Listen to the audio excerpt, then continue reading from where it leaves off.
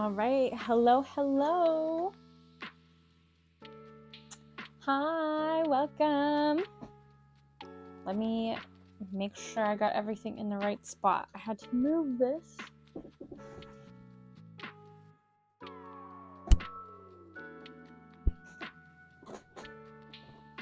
And let's see.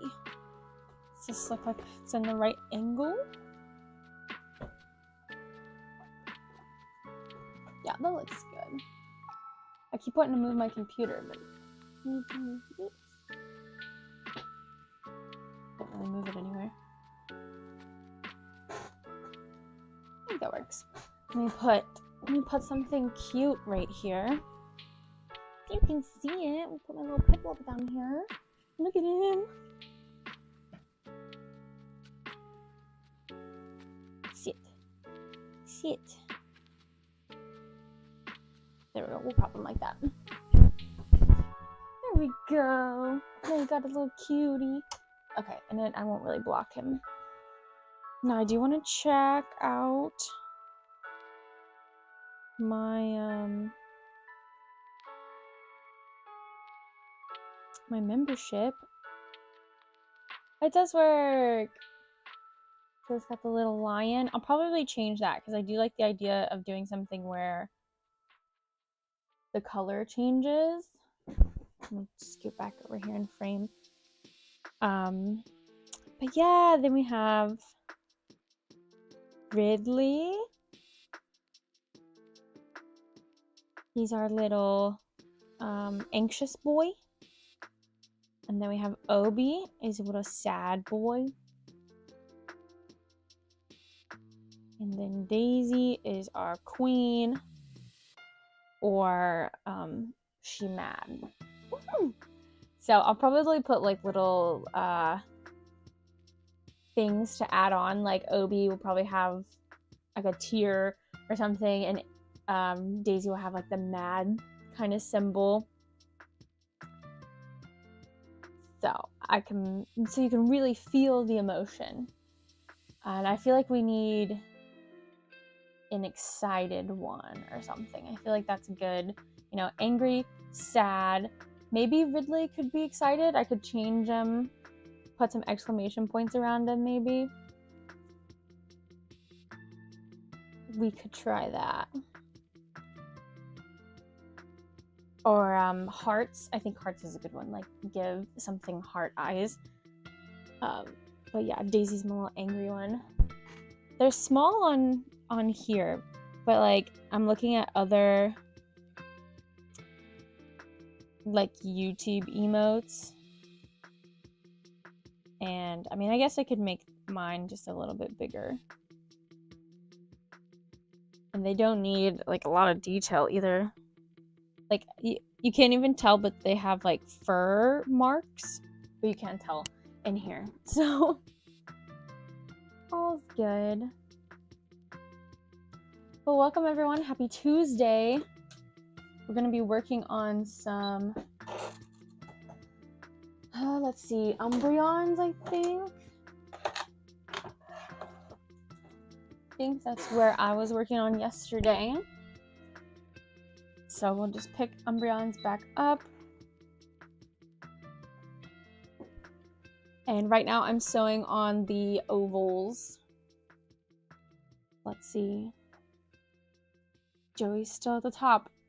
Or, well, Joey's at the top and Hatch Hunter's is second. Nice. So I just get in the habit of looking up there at that camera.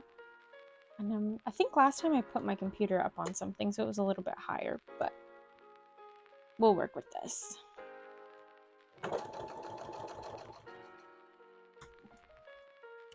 Get situated. Oh, he's going big. He's gambling 1,000.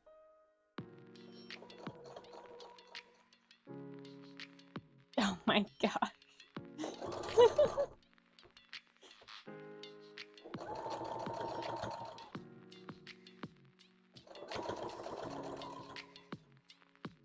Joey's been shoveling rock, or like gravel, basically, if that's what you want to call it. It looks like gravel. Go big or go home, baby. For our dogs, so that they don't track mud through our house. So I'm excited about that. It'll be very handy once we get it all laid down, like flattened.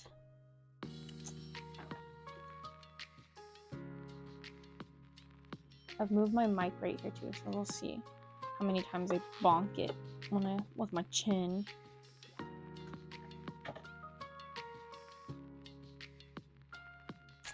Hopefully.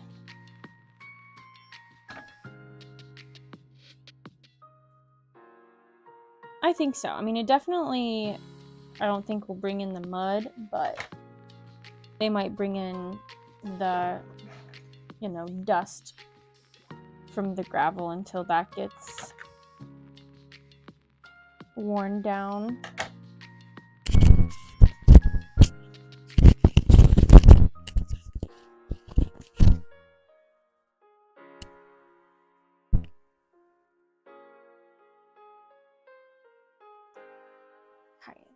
Let a pocket down.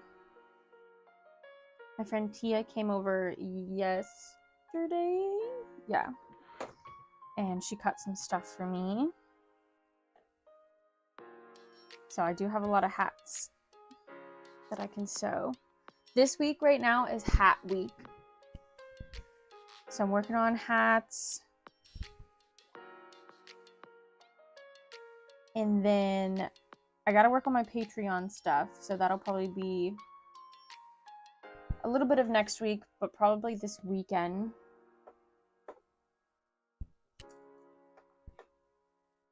The Patreon this month is Whatup. And I don't have a plushie made of it yet. But hopefully by like this weekend. Cheeseburgers for dinner or not? Yeah, that sounds good to me. Because we have that beef in the fridge, right? I think I put it in the fridge. I didn't put it back in the freezer. Sounds good.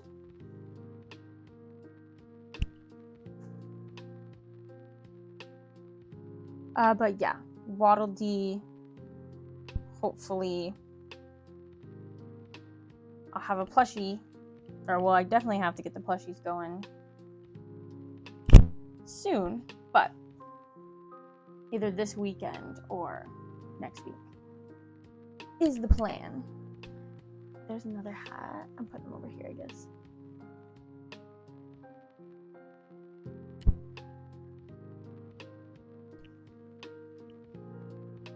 And then for Umbreons, I sew on this yellow circle so that it's on the outside of the hat. And I don't do anything on the inside. So it's got the yellow circle, and then it'll have the yellow on the ears. And then, of course, we put the face on the top of the hat.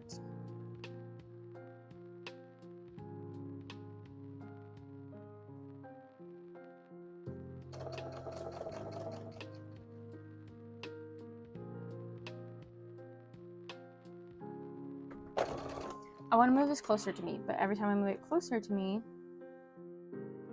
I just move it further away when I go to put the pockets on.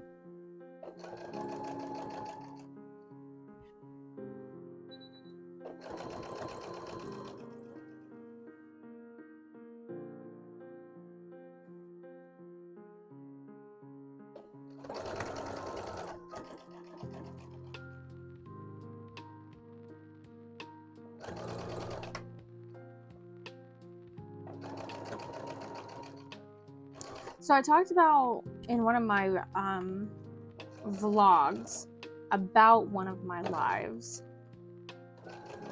that, not the last live, but the one before that, I think, it got a whole lot of views because we had like 5 people in here pretty consistently. And I was like, it's crazy. It says, it's like 30 watch hours on it already. And I was like, oh, my other ones say like 1 or like 0.4 watch hours. And I went back and checked after that video had been up for a while, and it's not at 30 anymore. It's like 1.5. So I don't know how that works, because that doesn't make sense to me. Something about, I guess, when you post it after a while. I don't know. It was like really confusing. But I thought that was like crazy how the other ones just had 1 or like point something, and that one had like 30.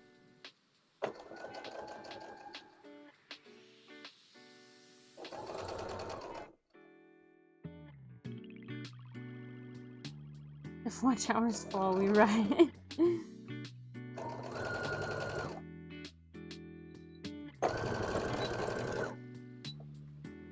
Yeah, I don't know what it was about. Because, I mean, I could test it. I'm sure when I post this one, it'll say more than it actually did.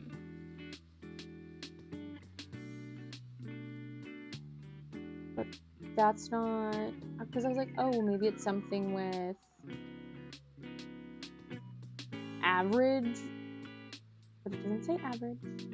I gotta figure out how I found it.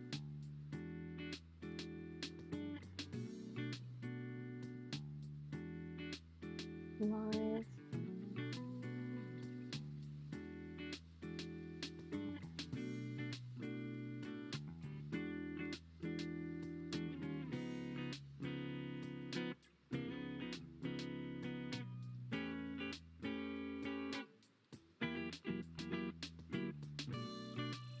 So yeah, I think this is the one that I was looking at. It says 0.8.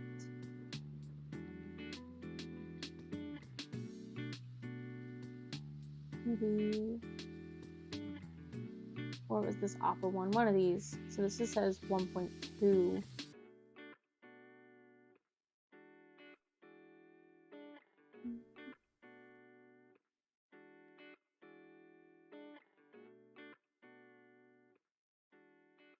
See, this one says 0 watch hours.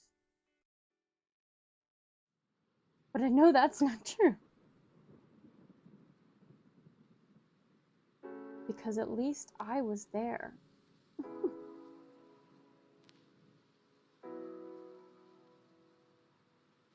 I'll do a thing when I post this one.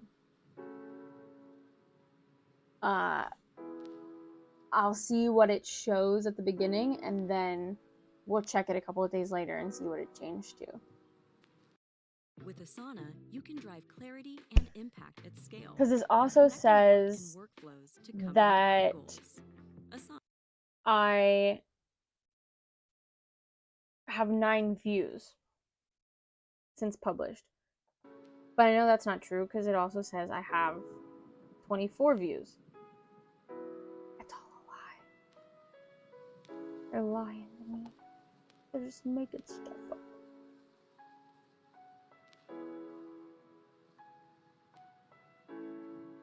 These lights are getting to me. Love, are you going to make coffee? I'm feeling sleepy.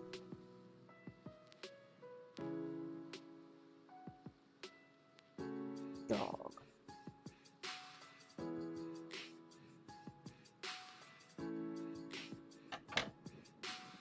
Thank you.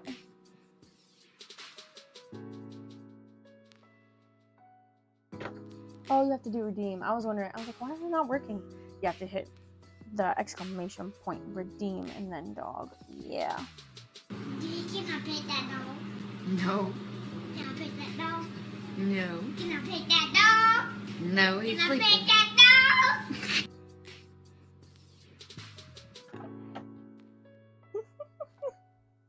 I love that one. Hopefully you're not getting any like loop back from my mic when it plays out loud.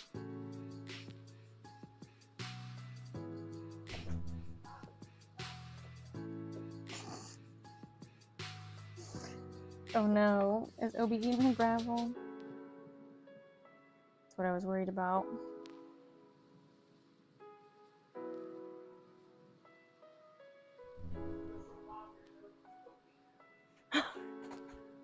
Is it Obi or Daisy?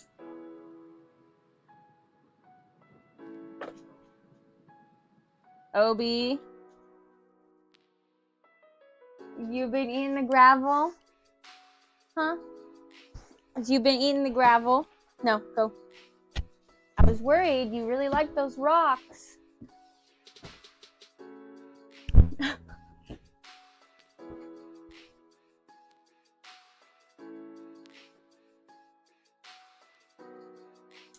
Obi, our biggest dog, he's the middle child, likes to eat rocks. Don't know why. He started doing it at my mom's house when I moved back there for a little bit. And these were like rocks, like pebbles, but like round rocks, but not like little bitty pebbles. And he would eat them and then he would like throw them back up. Thankfully, he never like got any blockage or whatever. But we couldn't figure out why he would eat them.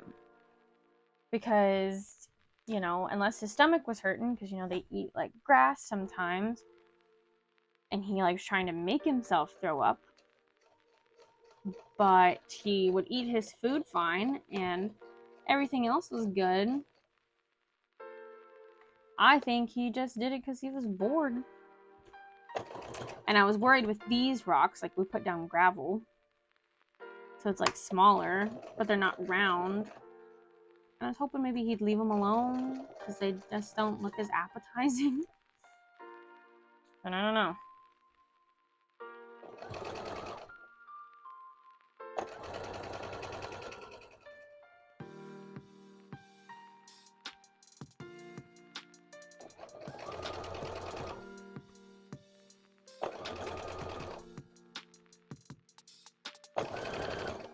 I worked at my stepdad's shop. That's why I'm doing a little later stream. I'm helping like do secretary stuff a little bit there to help cover.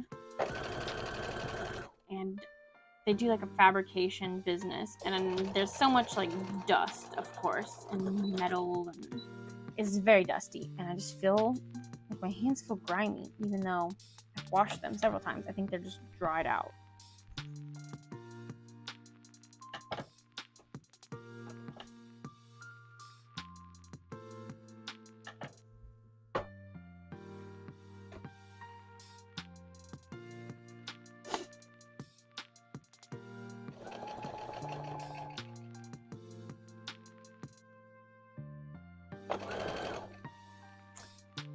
Hi, Angel.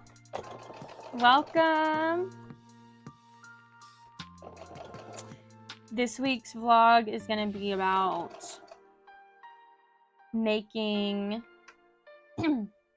seeing how many hats I can make in a week. So I need to try to film a little bit of this, or I'll just cut some of the live footage and include it in the vlog. But so far I've made 5 Snorlax hats, 5 Mimikyu. I did those over the weekend. Yesterday I worked on some Magikarp. And then today I'm working on the Umbreons now because I worked at the shop earlier. How many you got? 400? Nice.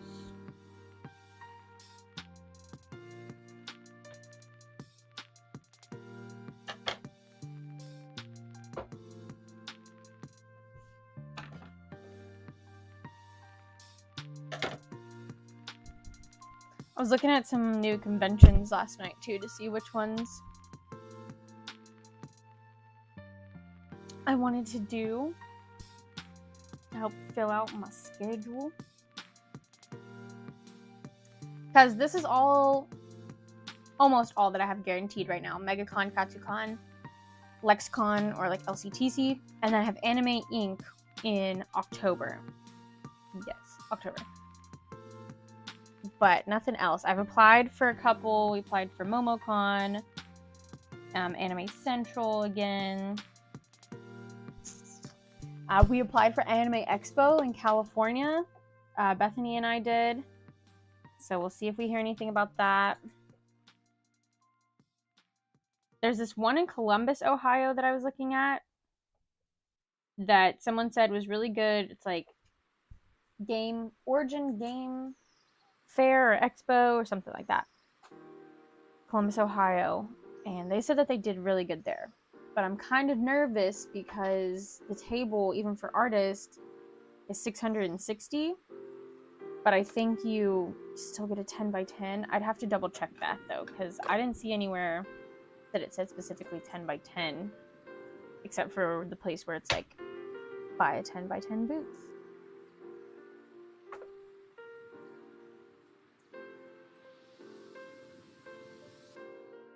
It needs to be about 20% cooler. 20% cooler. All right, so this is the last one that I gotta sew the yellow onto, and then we'll move on to our black thread, and we can sew up some hats.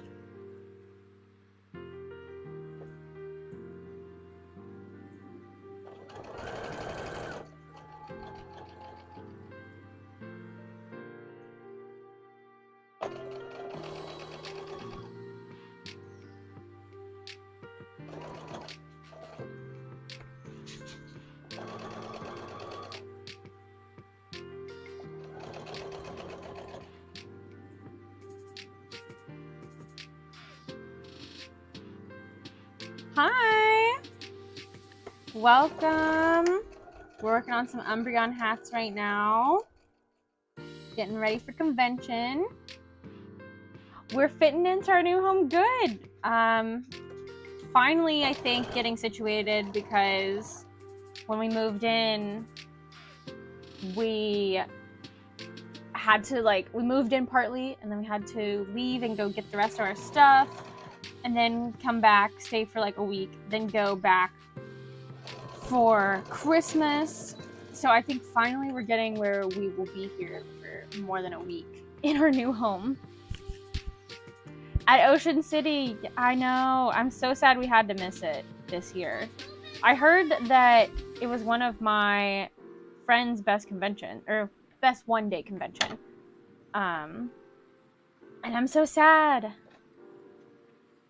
Because I don't feel like I got the as best experience as I wanted last year.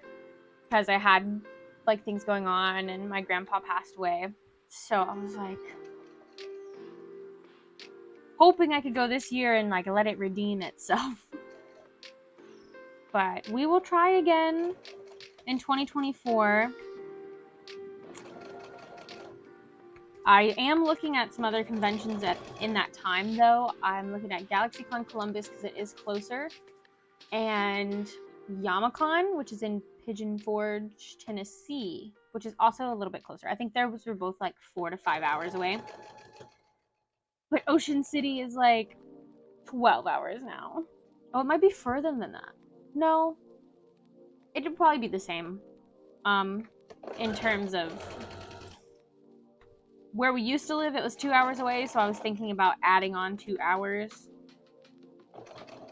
But since we go through Maryland, it would probably be about the same, since we still gotta go to the coastline. It was packed. That's awesome, though. I'm so glad to hear. Because I do think it's going to continue to grow. It's a good convention. I love what they do. I love how they run it.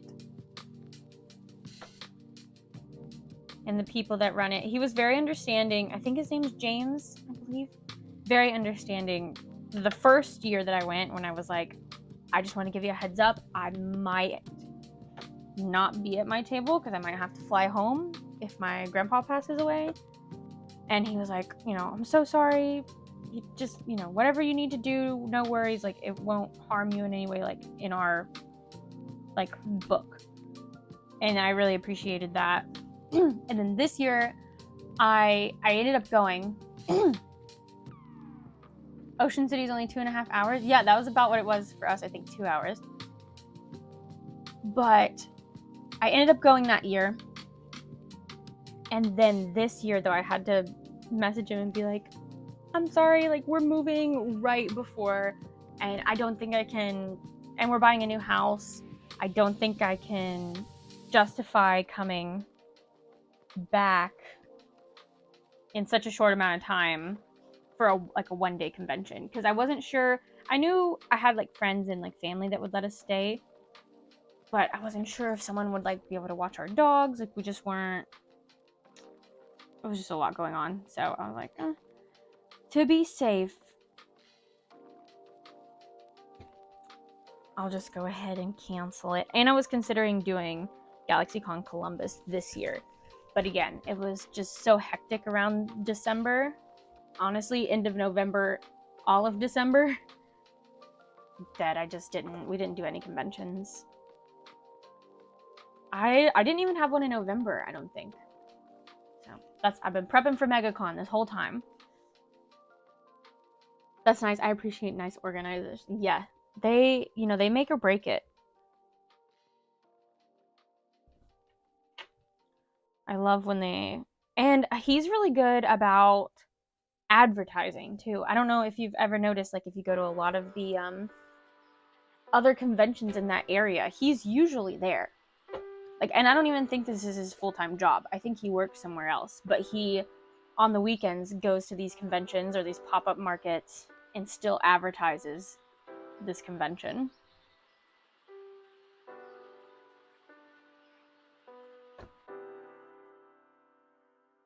So that's awesome that he does that. I'm sure he would love it to be his full-time job. And I'm sure he works full-time hours on it. I'm curious if they'll turn it into a 2-day show at all, because it is growing.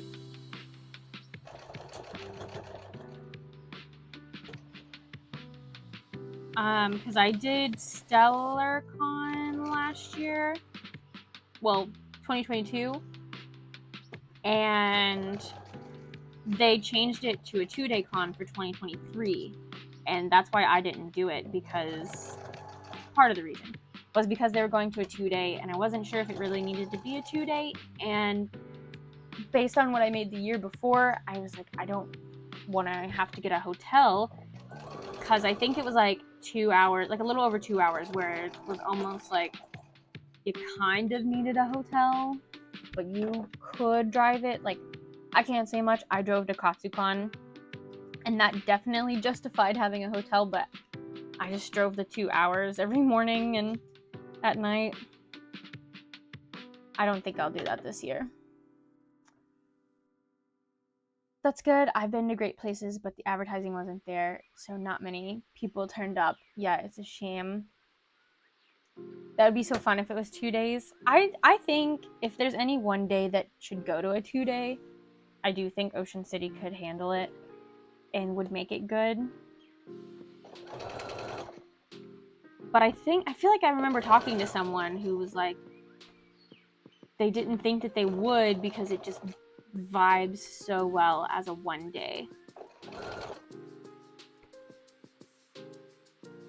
Oh no, Joey lost 1,000.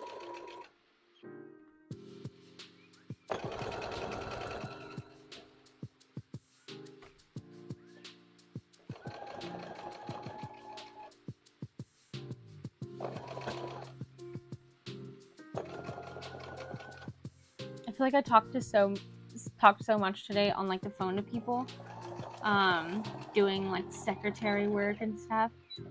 And now my voice is like so dry, or my like throat is so dry, and my voice is so cracked. You win some, you lose some. Isn't that what they all say?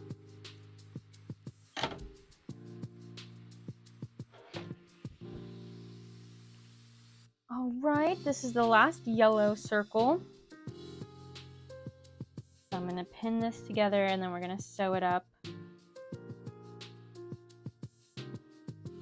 Oh, I need to I wonder if I can still make it where my bot comes in and is like, my bot talks about the Patreon and talks about, like, subscribe to our channel if you haven't. But you also need to make one now that we have membership options. I need to add that. I'm going to pin this and then I'll do it. Do you have any creative goals for this year with your business? Good question. So I think last year my big goal was not to take any commissions or any like custom orders. And for the most part, I think I did that. I might have like taken some little thing, but I don't remember right off what it was if I did. So this year, I definitely want to focus on my YouTube, but I kind of already started that last year. So just definitely focusing on doing my lives. I want to be very focused on doing live every Tuesday. Still Tuesdays as of right now if something changes, but I think Tuesdays work well because if I have conventions, sometimes I have to leave on like Wednesday for a 4-day convention, and then I might not be coming back till Monday. But most of the time, Tuesdays and Wednesdays would be the best day, like knowing that I would be home to stream. So as of right now, we're keeping lives on Tuesdays, and I'm focusing on my YouTube channel. We just got partners with YouTube. I only have the, like, I'm gonna call it the bottom tier, where you had to have 500 followers and 3,000 watch hours. The next tier is 1,000 subscribers, 4,000 watch hours. And we're not far away from that. We're like less than 200 for subscribers, less than 1,000 for watch hours. So that is going to be a big focus, and I think lives will help, and just continuing to promote it at conventions. And then I think that's the other thing, is conventions. These last 2 years I have focused more on conventions than anything else, and I kind of want to continue that, especially since I got into MegaCon and KatsuCon again this year, and we now have like the house, so I feel more comfortable with like the dogs that have a fenced in yard. So if someone has to come and let them out, I don't have to worry as much about someone coming to watch our dogs and worrying about them, you know, getting pulled down by our dogs, because our dogs do not do good on leash.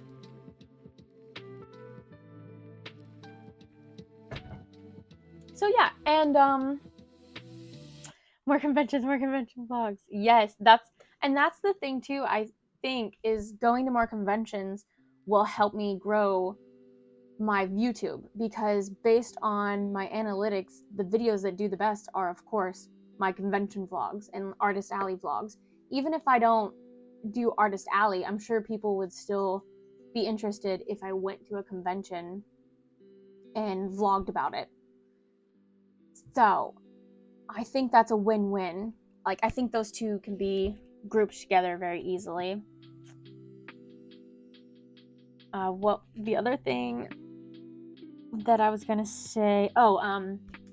I caved and bought the embroidery software called Hatch on Black Friday because it was $300 cheaper than it usually is. And when I did the free trial, I really liked it, and I just really want to do more embroidery.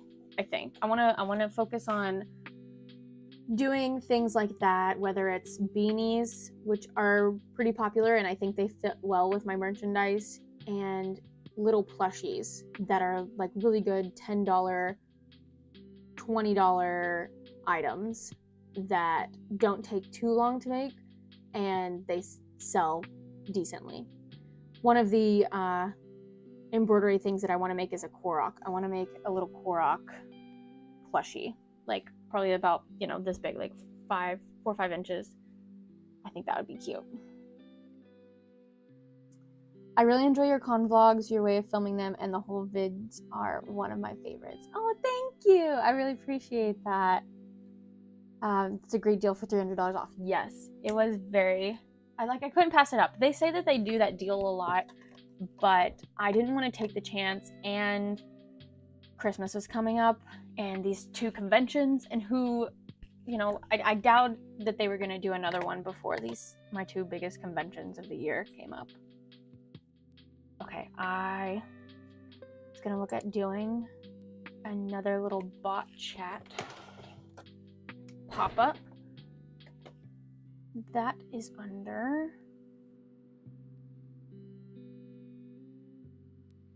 Good question, good question.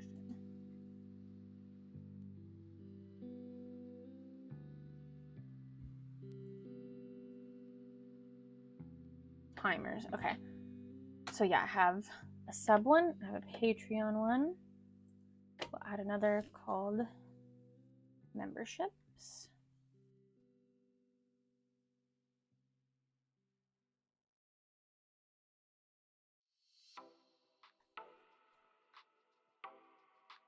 How do I word this where it doesn't sound like a...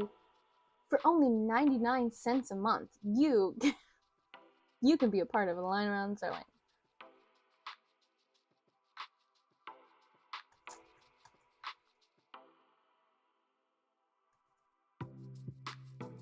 You can now be a lion around sewing member. Oh, I have whipped cream. Joey's making me a coffee. It's 99 cents.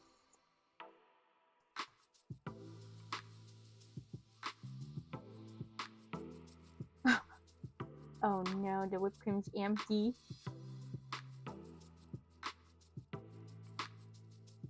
Badges, emotes. See, I feel like that, and much more.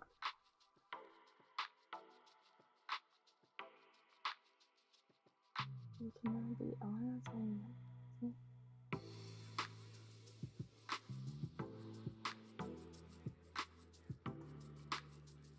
other special perks.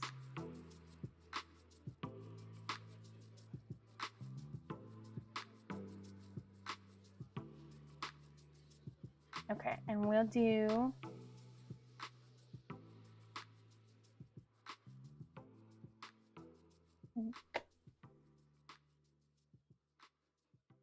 we'll do 10 minutes for that and see, because the other 2 are at, that one's at 20. Okay, maybe 10 was too less. I don't know why your whipped cream came out so quick. Ick. There you go. Look at it. Look how pretty it is. It says, I'm small and sensitive, but also fight me. Did I get this for you? You bought this for me? I thought I bought it. I thought I bought it. Because this is more you type.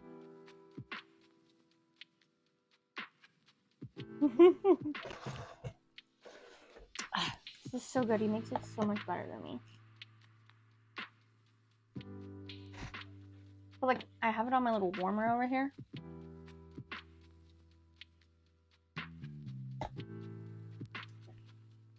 But once the whipped cream melts, it's just not as good.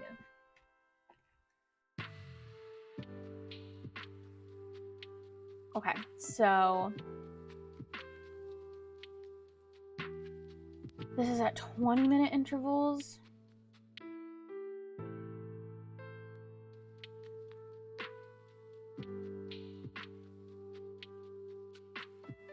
Let's put this one at 15. And I'm gonna see, somehow, occasionally, it turns out where they are back to back to back, and I don't want that.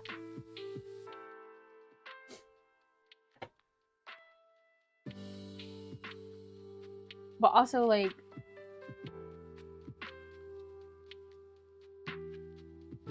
how long have I been live? Have I really been live? for 42 minutes and nothing's popped up yet. So see that I don't understand. Oh well, you know, they'll get it together eventually. My bots will catch up.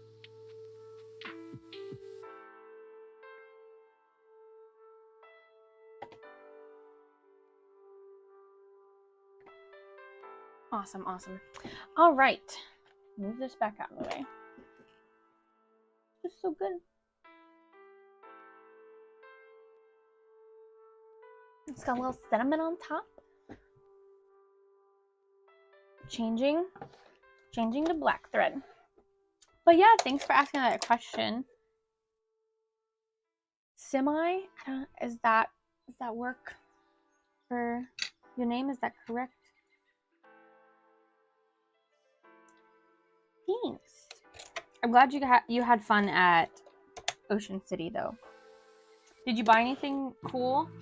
Or anything fun? Easy Breezy Draws is my friend that sells there and said that they did the best that they had done at a one-day convention.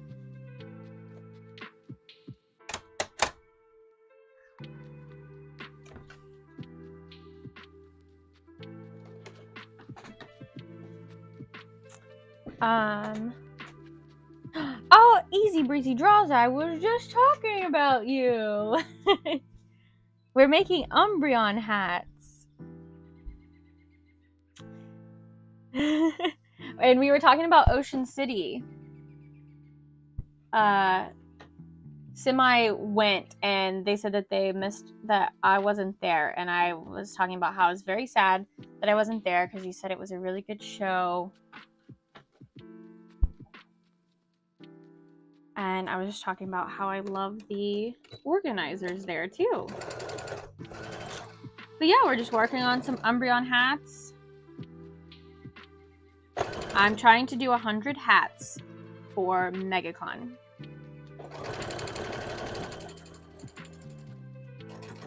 And I have a little checklist. Let me see if I can find it. That's in reaching distance. The summoning's complete.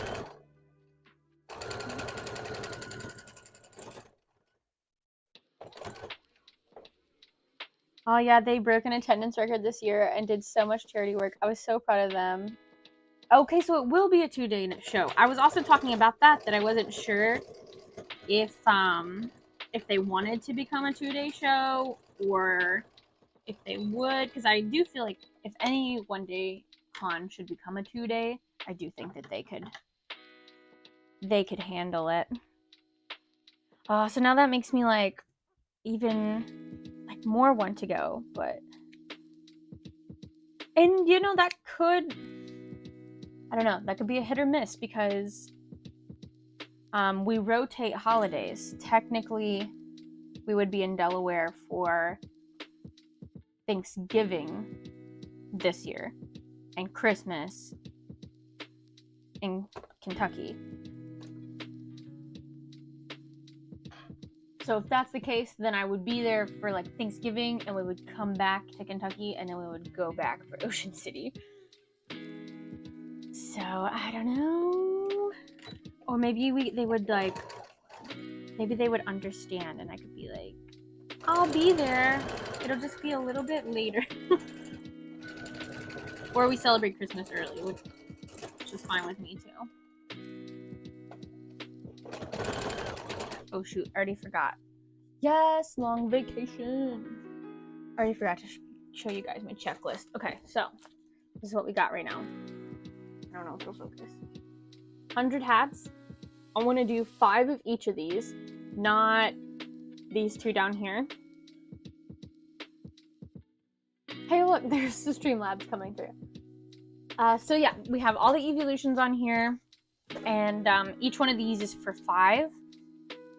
We're working on Umbreon right now. I have 6 Espeons.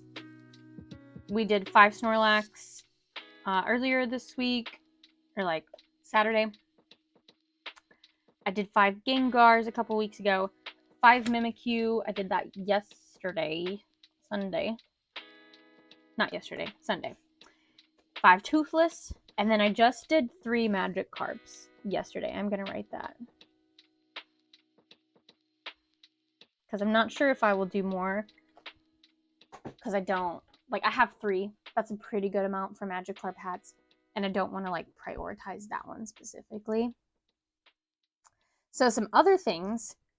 The evolutions are on here. Haunter, Pikachu, Jake the dog, Totoro, and then Deku, All Might, and then an Appa hats. And I want to make a Mothman hat. I think that would be pretty simple, to be honest. And I always have a lot of black fabric on hand.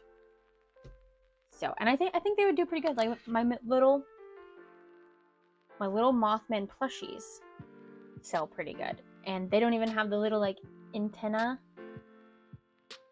Even though I think that's what makes mine different. I'm so sorry. I'm just trying so hard to hold it in. Yes. So I would put little antenna on these Mothman hats that I think would be so cute.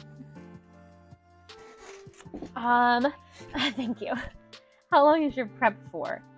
So I've technically been prepping since my last convention, which was Anime Week in Atlanta, Halloween weekend. So since Halloween, I've been prepping for specifically MegaCon because that's the next one.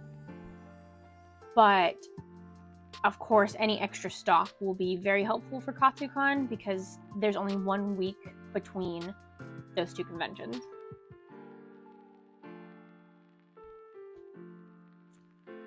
And MegaCon and KatsuCon were my 2 best conventions of 2023.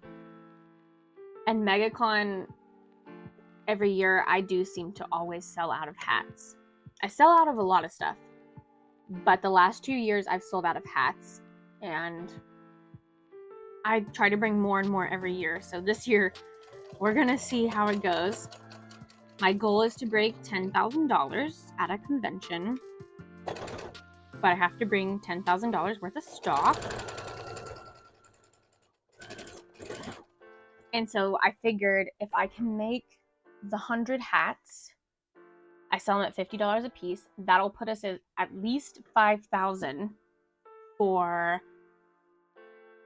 hats alone. And then I do have a few Appas. And when someone orders like online plushies, especially around Christmas time, I tried to make extra. So if someone ordered an Appa, I tried to make an extra Appa and I set it aside. But I really want to make some turtle ducks from Avatar.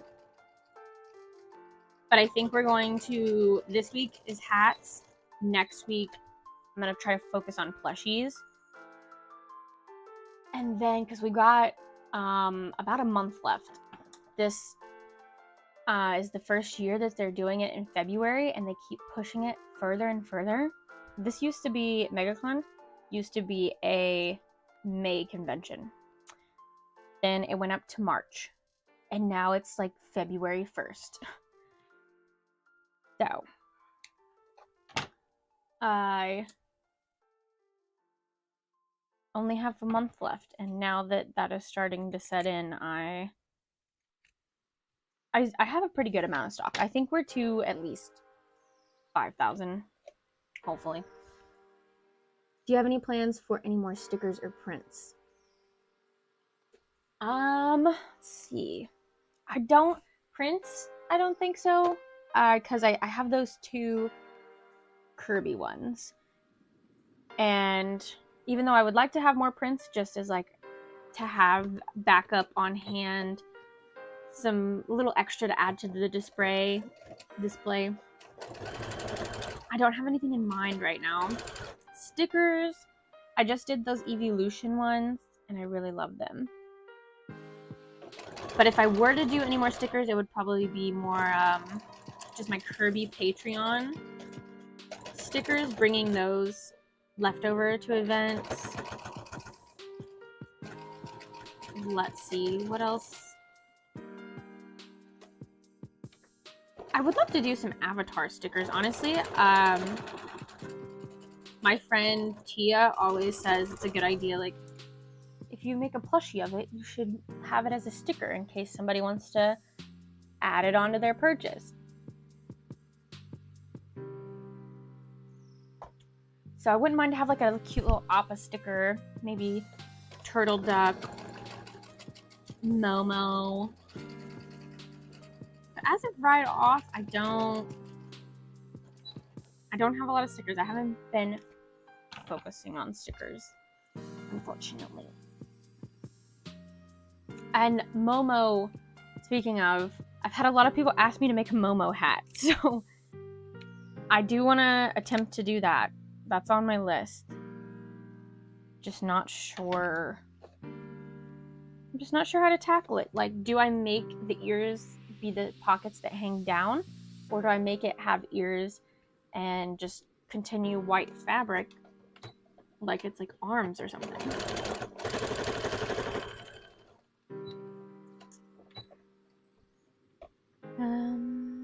Appa plushie sticker, yes! That's a good idea. Thank you. Yeah, I do love the idea of stickers being, specifically my stickers, in plushie form, because I think that fits the aesthetic. Lying around sewing, but we want stickers, so we'll make the stickers look like plushies. How long to think of a new hat design and make it final? So let's see. I would say I'm usually making the hats that I already know and like have the pattern for. That already takes about 2 hours, maybe a little less if I try to do multiple at a time. So like if I'm cutting them all out at once and then doing like factory style work where I'm like, work on this, do it, work on this, do this. That takes about 2 hours just for the cutting and sewing. And then if it's a new design, I would say probably at least 2 more hours.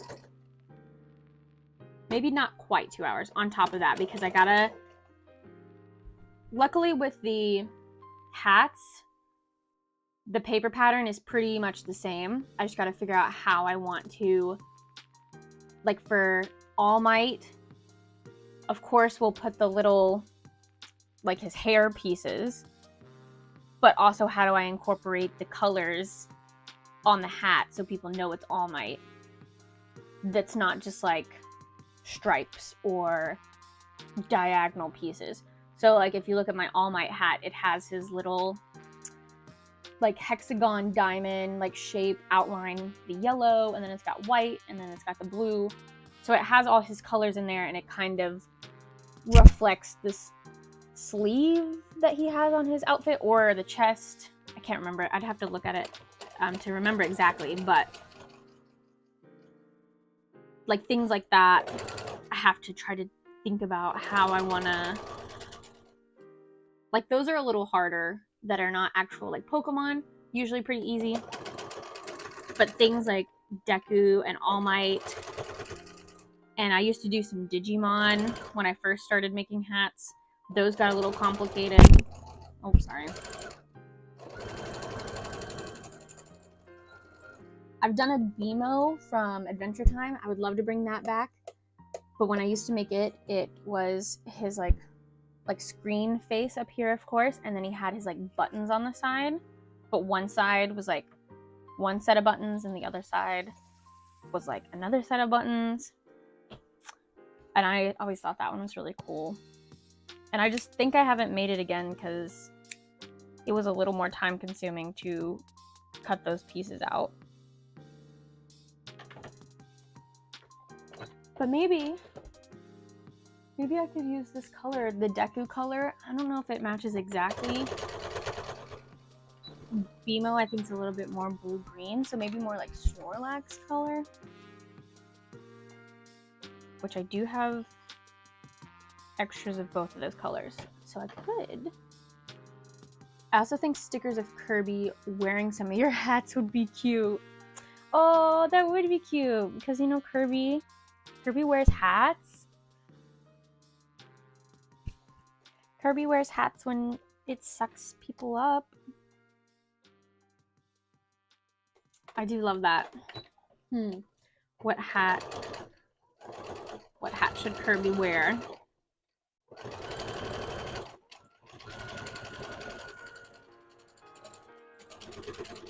I have to, one of these weeks for prepping, I also want to dedicate to making beanies. I have some made, but I think I could probably just dedicate 1 or 2 days for that, though. It doesn't need a whole week. But I also bought some more bucket hats. I'm trying to talk too fast. Coffee's kicking in. So like for Pikmin colors and my Korok bucket hats, I got some of those in, so I need to make bucket hats too. Cowboy Kirby. I think that's always a good one, you know? Cowboy Kirby. Kirby with a cowboy hat will please the fans.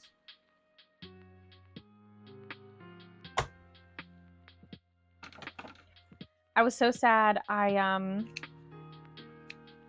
had some Sylveon hats that I made, and the marker that I used wasn't a fabric marker. I thought it was, and it didn't like smear on the hat, but it started to like get splotchy around the places that the eyes were.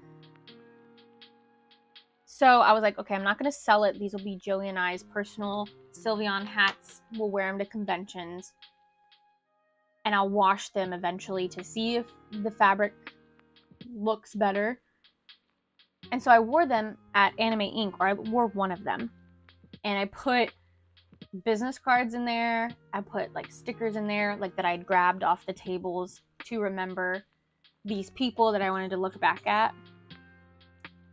And that was in October. I finally washed the hats 2 days ago and forgot to check the pockets because I was like, it's just a hat. It won't have anything in it. I don't need to check the pockets. No, I didn't realize it until the dryer. So when I pulled stuff out of the dryer, there was just white pieces of paper.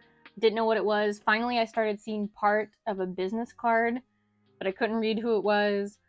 Some of the stickers actually held up, surprisingly. I don't even know who it was from, but it's a Barbie hat that has like it's pink and has a little like flowers on it, and it like survived washing and drying and still looks brand new. So whatever company they used to make that, good company. But yeah, business cards, they were all ruined. That's the only sticker that survived. They were like free stickers too, so I wasn't too worried about it. But that's why we check our pockets. Double purpose use. Yes. And it's nice because I don't usually keep stuff that I make. I just can't justify keeping things for myself. I'm very bad about that. Or like making something just for me.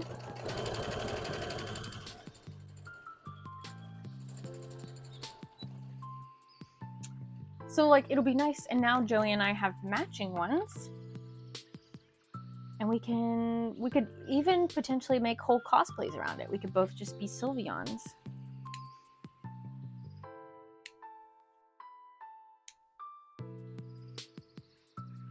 I think that would be really cute. All right, we're working on the Umbreon ears right now, so I'm just going to town on these.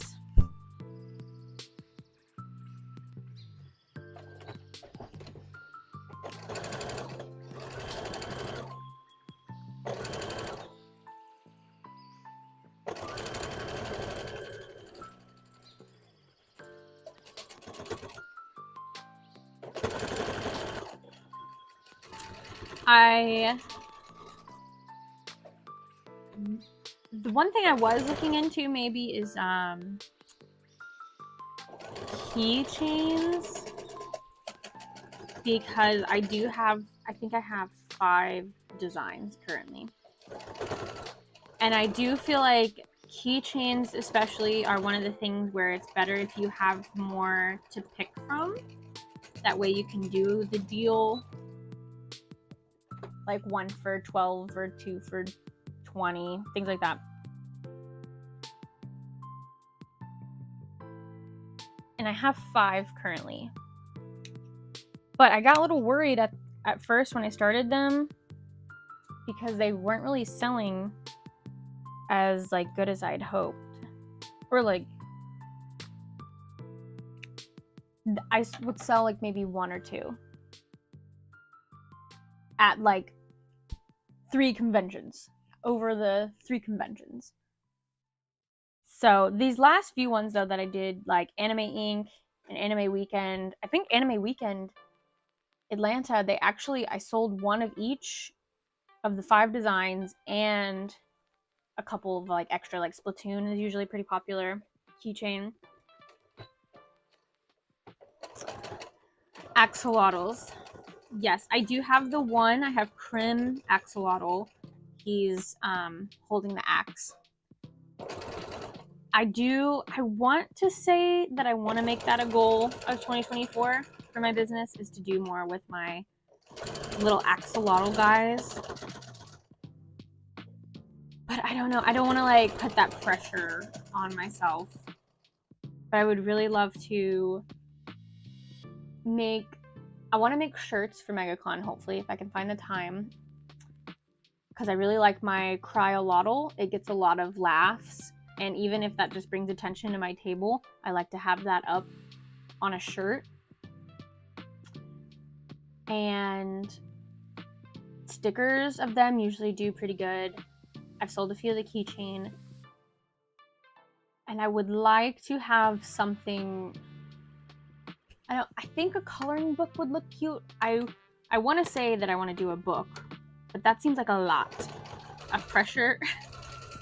So maybe if I start off with a coloring book first, and even if it's just something little that I make myself, like not, anything big manufactured coloring book, just because I don't have my characters like fully fleshed out either, so I don't know what the book would be about. But I do like the idea of continuing to build on my axolotls for 2024.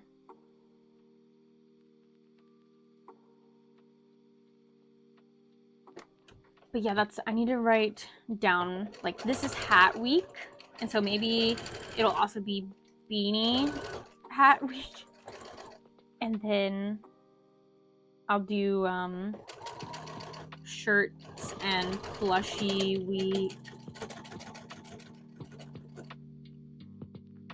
Because I do want to have some shirts. The problem is, MegaCon, I have a 6-foot table. It might be 8-foot, but it's like, I think it's like 6 foot. 6-foot table, 6-foot space, pretty much. I just don't have a lot of space to display everything that I offer, so I have to like narrow down my prized possessions.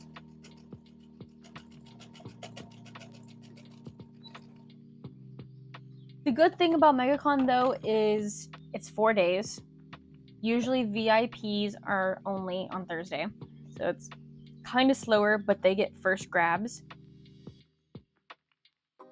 at merchandise and stuff. So since it is 4 days, most people are going to go there at least 3 days, I feel like, and I have the chance to like rotate my stock if I need to. Time to go higher. I know, but it's just such a big money difference. But I really do love the times that I've had a 10 by 10 space. I really love it.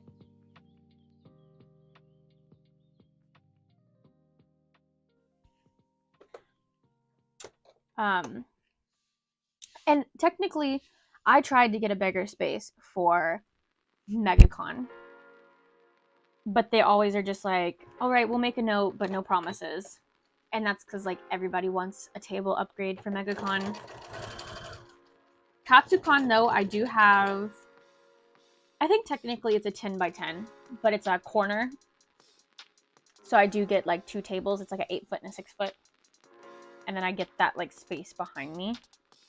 But the problem with that is I always feel bad because I'm on a corner,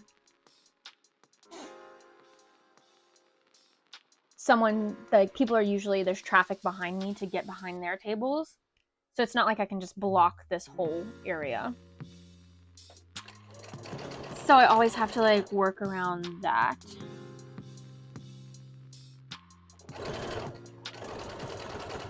But yeah, I am looking forward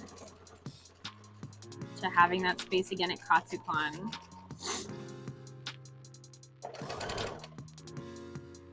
But it's like, I mean, I guess my next step is to start getting 2 artist alley tables and not technically a 10 by 10 area.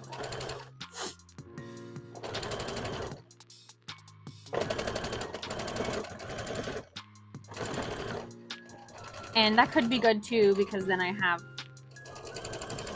like a table for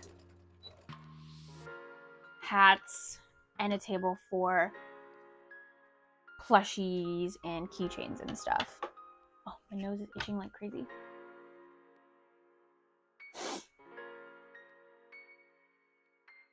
All this dust that I've been working with. And fur doesn't help, of course. Fur and fleece. And my dogs, you know? It's a lose-lose if you got allergies.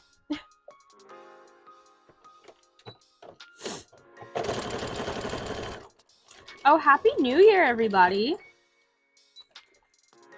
I forgot that even in my vlog on Friday, it wasn't the New Year. So this is technically the first time that I can wish you guys Happy New Year.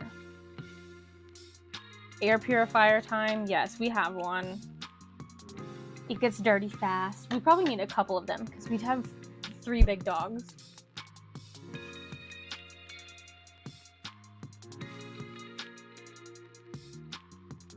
And we thought it would be better because like our apartment used to get pretty dusty too. And we thought it would be better having a house with kind of like more space, but now they have a yard where they track in dust and dirt, so it's about the same. My lord, may I request a time? The prepping of dinner. When should I start it?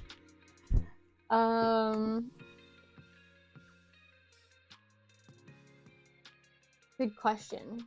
Hey, pick up a tray, my lord. Oh, okay, number 3.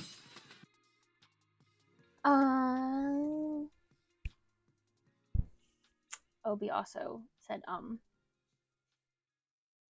I mean, usually like 6, but that would what, put me at maybe another hour?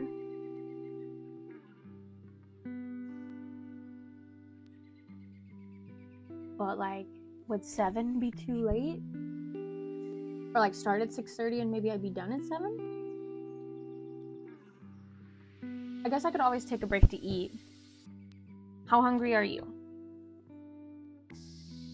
Because I have a really cool nifty be right back screen. I can always take advantage of it. Alright, I'm gonna sew on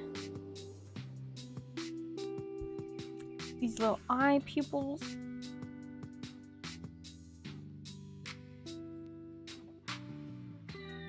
A chicken didn't break.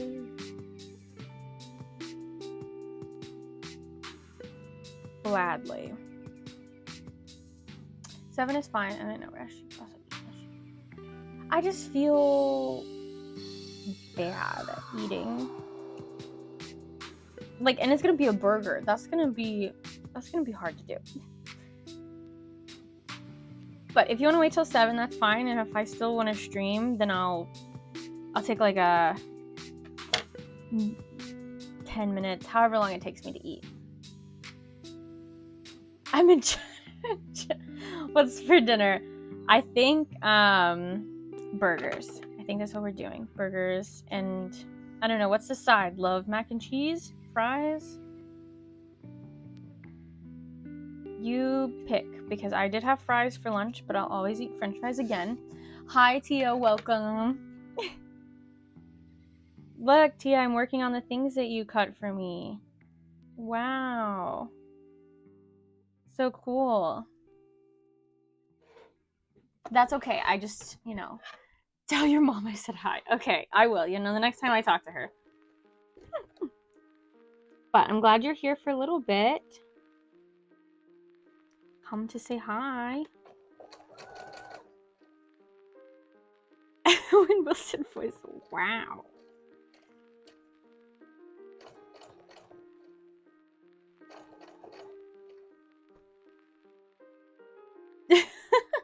Mac and cheese, perfect. You deleted YouTube, what, to focus? So you can get stuff done?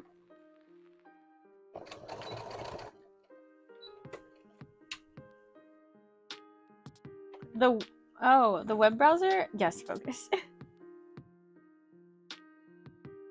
Weird. I also found out, I have memberships now, and I don't think you can, join the membership through mobile. At least I wasn't able to figure it out. I had to go on my desktop. But I feel like a lot of people watch mobile live streams. Most people do most things on their phone now, I feel like.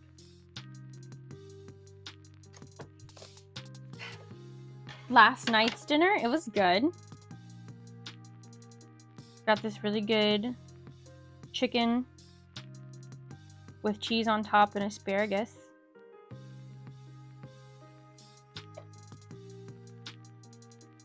How was your drive? It sounded pretty fun. You're on your iPad? Okay. Yeah, I don't think it would work for me on iPad either. When I tried to look, it doesn't. Supposedly on desktop, there should be a little join button. Oh, see perks? Oh, if you click see. No, just kidding. That's just for me. Because I made myself a member so that I could check it out. So, So Queen is a member. So you can see it has the little lion next to it, and then I have these emotes on here. But I thought maybe see perks meant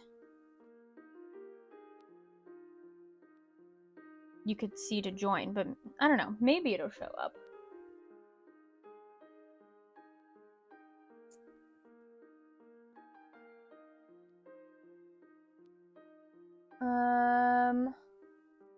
For the steakhouse, oh, when you were leaving, yeah, it's over there by Walmart. I don't know if you go out that way though, unless you took the long way around. Yeah, iPads, that's what I have my thing streaming on right now, is my iPad. A disco light. Party break. Strobing lights. Oh yeah, the ambulance that you were riding behind yesterday on your way home. I'm sure that was fun. I don't think I told you this, but on our way back from Delaware, I was driving, so I saw it. I think maybe Joey saw the end of it. There was a wreck, 3 cars in front of us. It was very scary.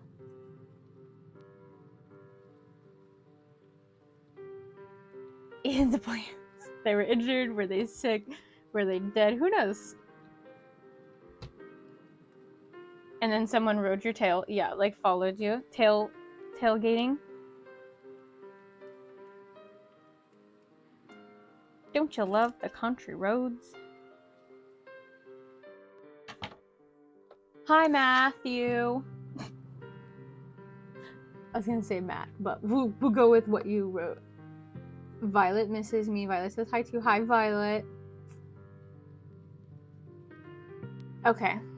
Then you... Nope, I'm not gonna say that. I was gonna be you tell him I said whatever you want. me to say. But I don't trust you, Tia. You will say something. Okay. Have a good dinner. Bye, Tia. Thanks for coming by.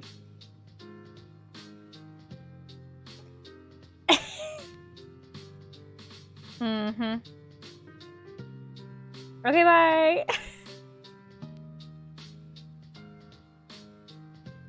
What are you doing? Sewing? I should make that a sound. So Tia used to help me sew and cut things during 2020 times, and my mom would always call to check on me, and she'd be there, and I would just put my mom on speakerphone, and she'd be like, "Hi, honey, how's it going?" And I'm always like, or like, she's like, "What are you doing?" And I'm like, "Sewing," and she'd always be like, "Sewing." And Tia thought that that was the funniest thing, that my mom every time was always like, "Hi, honey, what are you doing?" So I'll get my mom to record that, and it would make Tia happy. What up, dog? And, dog? Keeping it real.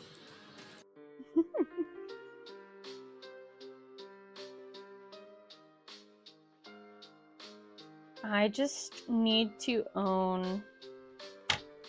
Maybe I can just buy it on Amazon, where I can just watch it on Amazon. Scooby-Doo, Spooky Island.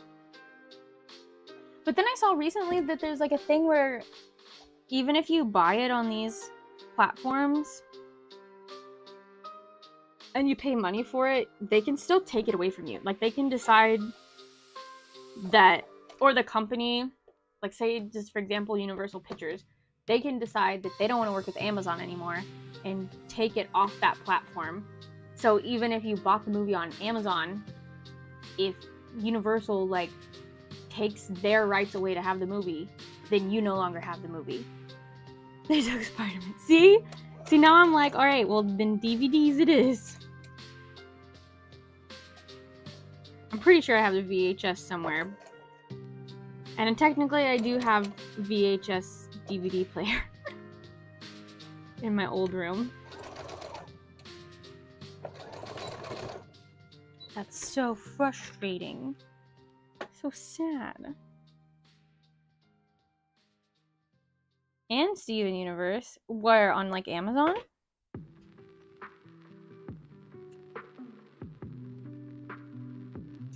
So for these, I sewed the little black eye pupil on, and then I'll put like a little white circle. And I'll wait till I get done with all this black sewing though before I switch my thread again. Yeah, the movie on Amazon. That's so sad. I mean, like, we just do the streaming platforms now, so I really don't buy movies. I just really wanted to buy the Last of Us TV series though. But now thinking about that, I'm like, well, just get it on DVD. But do they make it on DVD? Because that was like, I think specifically an HBO Max movie or TV show, right? So did they ever release physical copies? I guess in that scenario though, you'll never, I don't know. Because see, we'd have to buy it through Amazon, but you can watch it on HBO Max. So like if they go their separate ways, HBO exclusive, yeah, like where do I buy it to keep it forever? I just don't, I guess. And then these little rings go on the forehead, so I don't need those till the very end.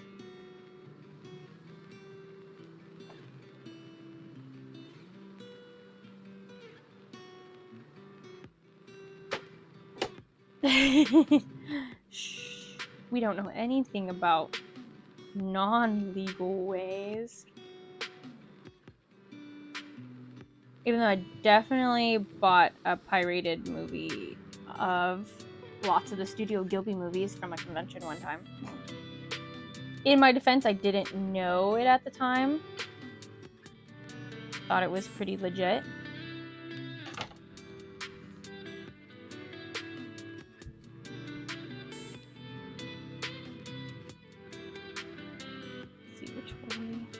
this way.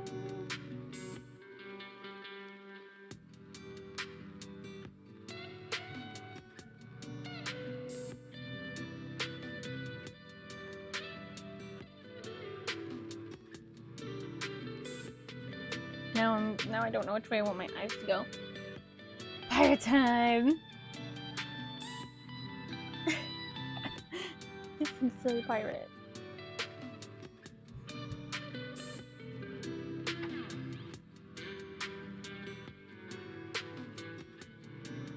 Bree, have you done any new artwork or work with like Gerald, your clown doggy?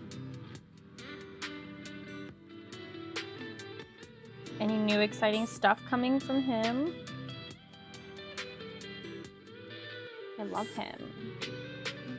This is a silly little dog.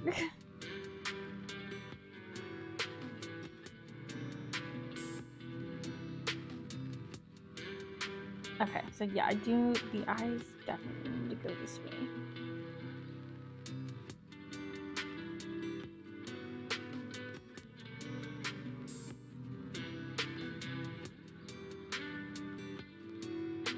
Bangers. This music right now. No, a little burnt out. That's understandable. Very understandable. Goal of mine to eventually get him in a plush, though. That would be so cute. Oh, a little Gerald plush. Yes, I think people would love him. You know, people that love like the little clowns right now. He would be so loved.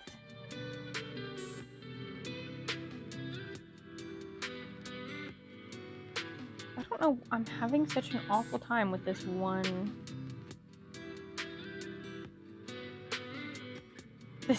eye shape. And it's just this like one piece of fabric cut. It just so different.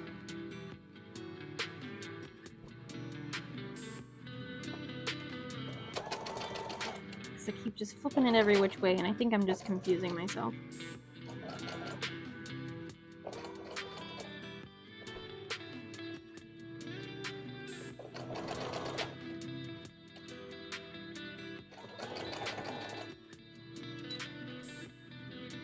I love that idea.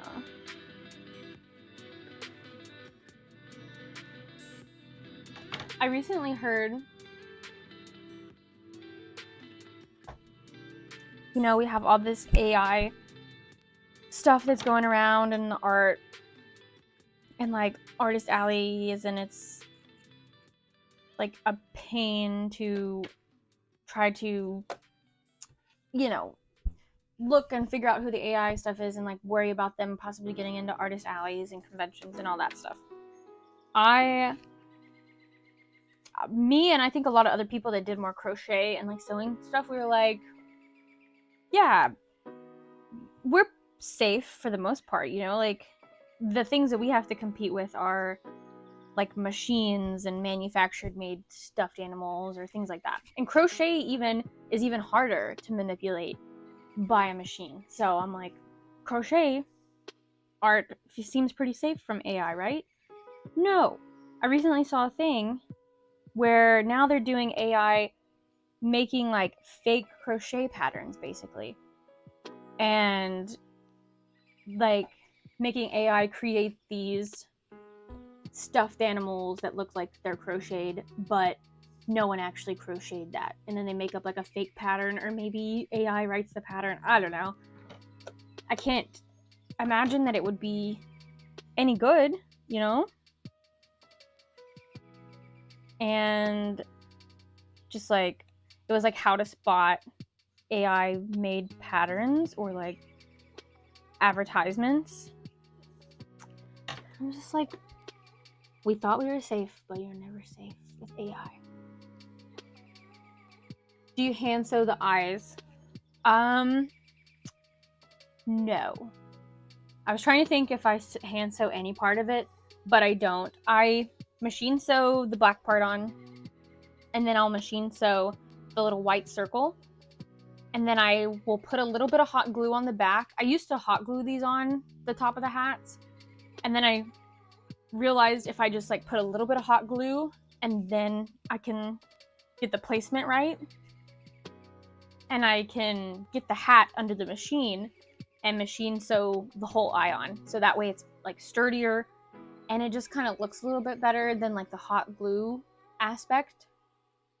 Because sometimes like if the hot glue gets too close to the edge, you'll get like a weird like line, or like it'll be hard and crusty. So I finally figured out that this is like the best way to get it to work. Because I mean, I could always try to sew it on before I make the whole hat, but I'm always worried that it'll be like lopsided and then there's no fixing that. So no, I do not hand sew the eyes on. I do try to machine sew everything I can if possible. That's insane. Yeah. You're crocheting right now? Oh, I love crocheting. I can kind of do some stitches, but I can't make plushies. My friend Bethany, Once Upon a Spark, she crochets and does lovely work. And then my mom recently, she knows how to crochet and knit, but she hasn't been doing it a lot lately. She just recently told me she was starting to pick it back up. And I was like, yay! So happy for you, because she does a lot of just work, basically. You know, she's a nurse, so ever since COVID, it's been insane in the healthcare field. So anytime that she can like take or make for herself, I applaud her. I also think the more AI gets bigger, the more competition for all types of artists to get accepted into Artist Alley and potentially application fees for shows. Yeah. That's crazy. I don't want it. Team, they look cool, but yeah, the patterns that the AIs make. Yeah, one of the ones I saw was like, I think it was for a Santa crochet, but the lady that was holding it was definitely an AI lady because she looked real scary. She looked like she should have been kind of in like a horror movie, like someone's scary grandma. But yeah, I am worried that it's just gonna get too... I mean, isn't that what everyone's predicted, is that AI will take over? Wahahaha. But it is it's so frustrating. And I feel bad for everyone that has to deal with it. Chunky Frog. Hoping to do markets with them this year. I saw a huge elephant, but it had 5 legs. I didn't see that one. But yeah, that's what I'm talking about. They're just like crazy stuff. But yeah, you should definitely try to do some shows. What I always recommend, if you can, is to do a one day. I think that's always a good first try, or even if it's like a craft fair, craft market, convention, anything like that that's like one day. That way it's, you don't have to pay for a hotel or anything. Hopefully something local to you is also very nice. My nephew's calling me to play Fortnite.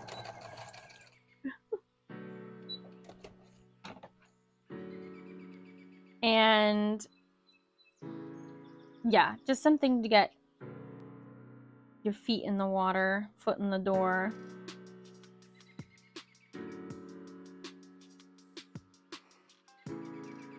But like some of those shows, like the one day ones too, or like not flea markets, but like art shows, craft fairs, you can't judge your work on them sometimes because they just have such,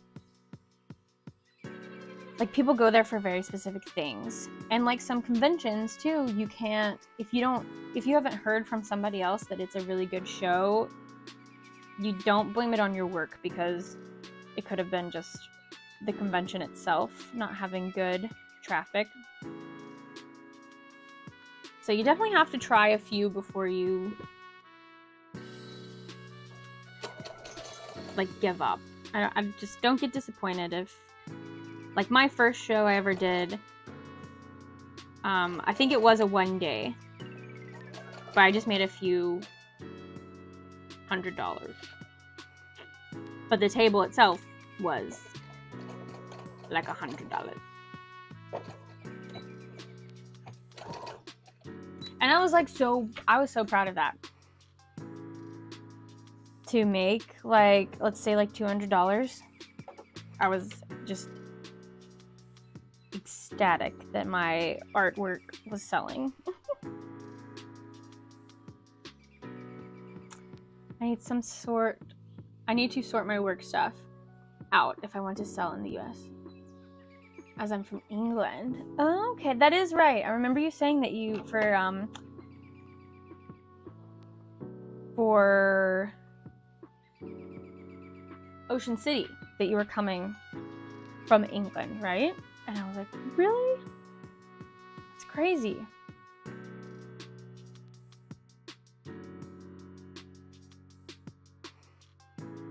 Yeah, because I don't know how that works. I think I've said this before, but I know, like, we're not supposed to go and sell in, like, Canada. Like, we can get in trouble if you're from the US and you go. I'm sure that's probably anywhere, though. Like, I think they just don't want you coming and selling in a country that's not yours. So you definitely have to check to see what the rules are.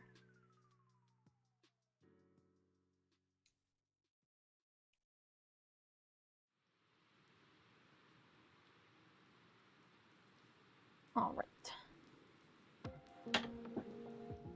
All right, this is the last little eye pieces to sew on.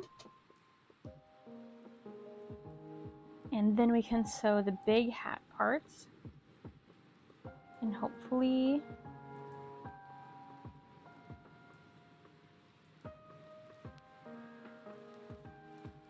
we'll get like a couple of hats going. I don't know why I think the way that these were cut, I'm just so like thrown off by the shape of them. Because like if there's one little piece that's sticking the wrong way, I'm like, which way does it go?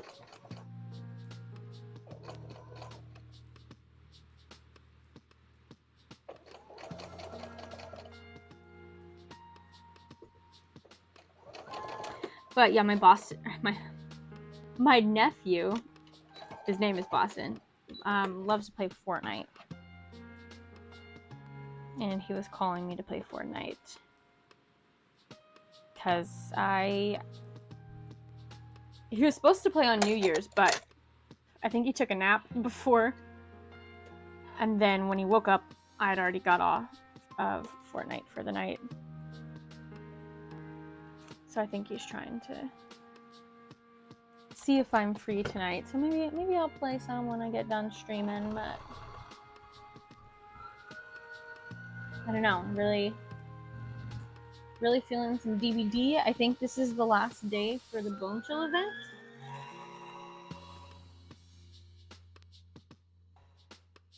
I don't know if anyone plays DVD.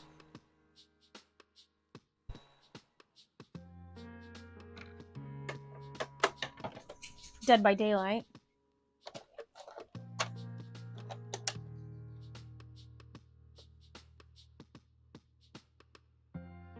How did you know? Huh? How did you know it was exactly 6 o'clock? Also, you have dirt on your face.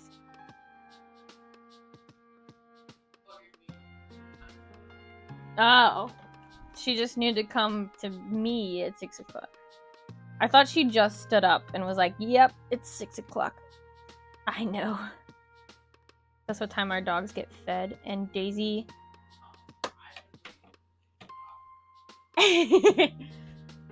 and Daisy likes to, like, boop or, like, poke you with her, like, nose. And I was like looking because I heard her get up and it was like 5:59. And I heard her come in here, her little tippy toes. Just walking in here and she comes and boops me. So Mom, it's time to eat food.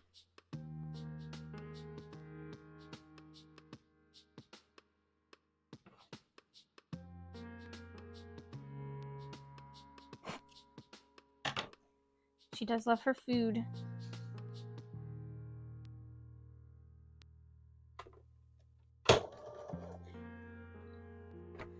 Oh no, I forgot to rethread my machine. Bree, if you're still there, do you think you'll do too many games? Did I already ask you that? I keep meaning to text you and then it slips my mind. Daylight savings. Oh yeah, they hate it. And not to mention, I think it was around the same time daylight savings happened, we moved to Kentucky and we're in central time zone, so we're an hour behind. So they really got messed up for that. I think we slowly, like, we fed them a little bit earlier. I mean, earlier according to the clock on the wall, not according to their time. Until it kind of just evened itself out.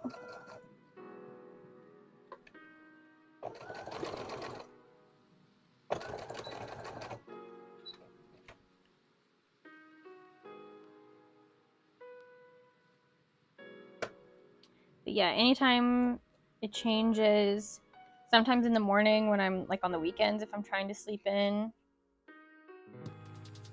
they're like, excuse me, we're usually fed by this time, thank you.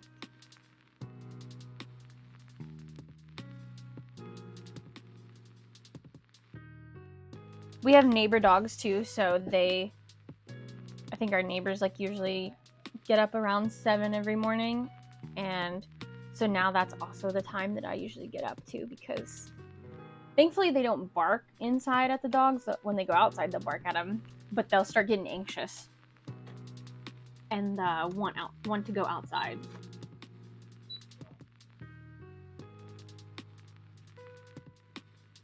All right, so this is the hat pieces. So what happens is I sew around this whole like edge and like back up, and then I turn it inside out, and this part, this little hole, it's kind of like a dart. I guess that's the best way to describe it. And so you sew this together on this seam, and this is where I would put ears or anything that would be on the side of the hat. So then when I open it up, it has this like kind of rounded shape. And then I do another one exactly like it, and it comes over here and it sits on this side. So that's just a quick explanation of how these hats are made. Hats, hoods, I call them scooties, but nobody else really calls them that. That's like what I advertise them as, and I think that's what they called the pattern that I got. It's like a scarf hoodie.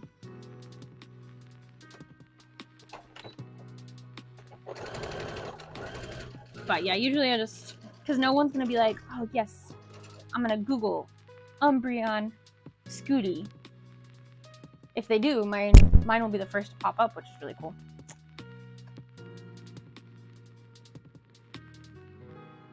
I've given the dogs the good stuff, so if they seem chill, that's oh okay. I was like, with whipped cream? I thought you said we were out.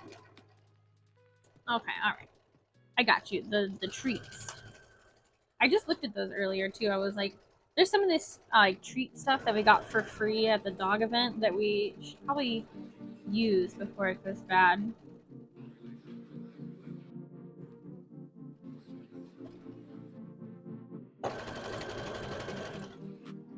So yeah, that's why I usually just call them hats, or like hooded hats.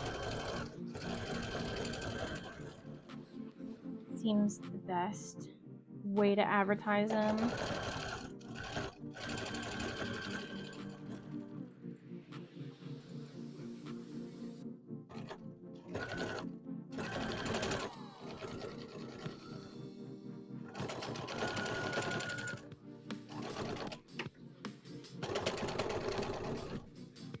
Maybe we could start just mixing in a little bit. And I know we were going to do it for Ridley, and we still could. But I know Obi for sure has a sensitive tummy, so maybe not for him.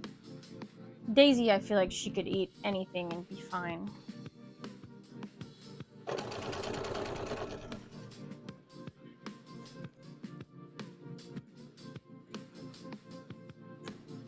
So, vlog for this Friday is going to be me making all these hats.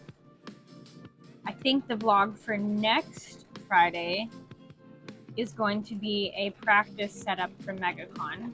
That's the hope, at least. I did write something else. My other option was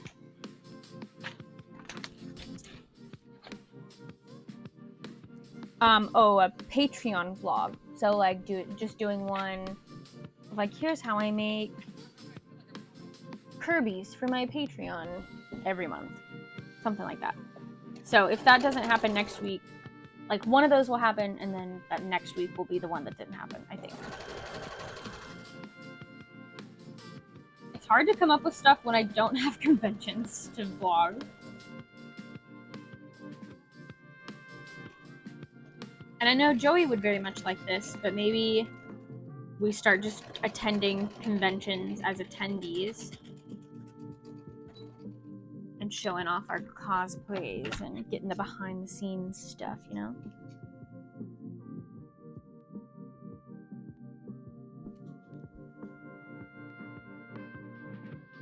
Just gonna trim our corners.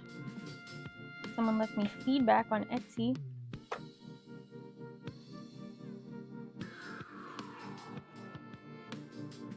I didn't have a whole lot of Christmas orders, thankfully, because we were doing... I feel like I had a good amount. I had enough to get some money income, because we did really need it after buying a house. It was very nice to have some income. And no conventions.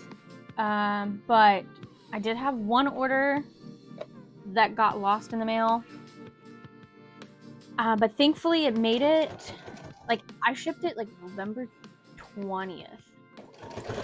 And it was an APA. It was priority mail. It was supposed to get there in like 2 days.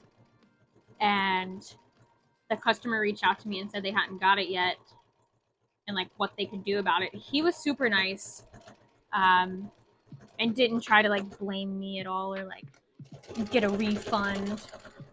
Because in my policies, I can't give you a refund if it gets lost in the mail. You have to contact the mail service because it's out of my hands, and that's why I pay for insurance on my packages. And it was a Christmas miracle. It made it the day before Christmas. And he had bought another one because he still wanted to get one for his kids, and I told him, like, if I get the package back, I'll refund him. If he gets it and wants to cancel his order, he can do that. And if he gets both of them, he can just return one to me and I'll refund him. So yeah, I was very happy that was like the only technical problem that I had with Christmas orders this year, and it actually worked itself out. So success. All right, so then I turned it inside out. This is where I would like take the ear and put it in between these things, but I forgot I haven't stuffed the ears. So what would you guys prefer to see? Do you want me to just sew a bunch of these like long strips like I just did, or do you want to watch me stuff these ears? What do you find more entertaining? Because they're about the same entertainment for me.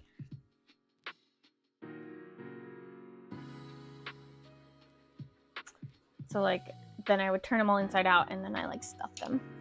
And my bag of stuffing's over there. So, you guys let me know. I'm gonna run to the bathroom real quick.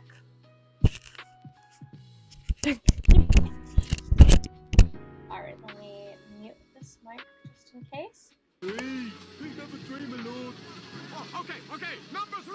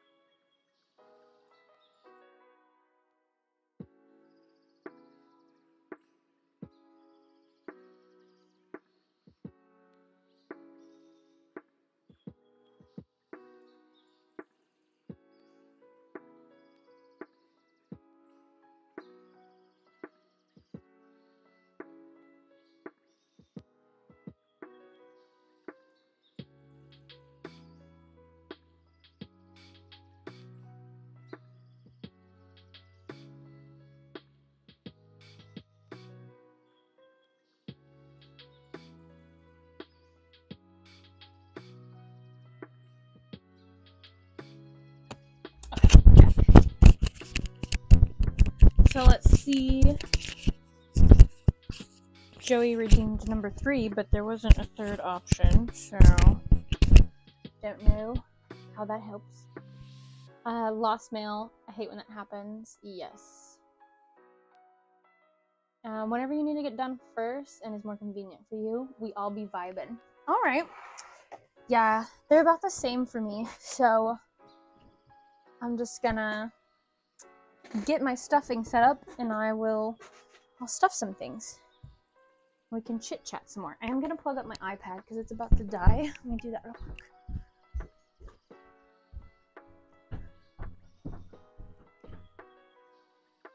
The good thing about helping out at my stepdad's shop is when I got done with the other work, I was able to just doodle on my iPad.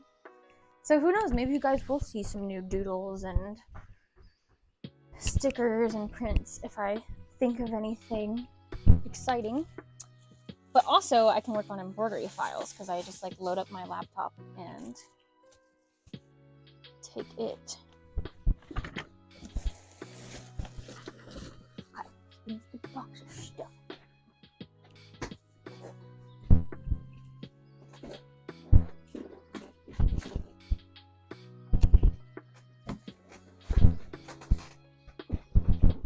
Sorry. Okay, we should be good now.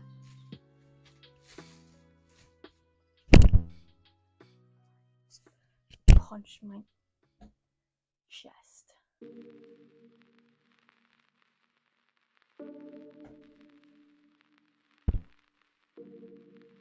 So I'm just gonna flip all these inside out first.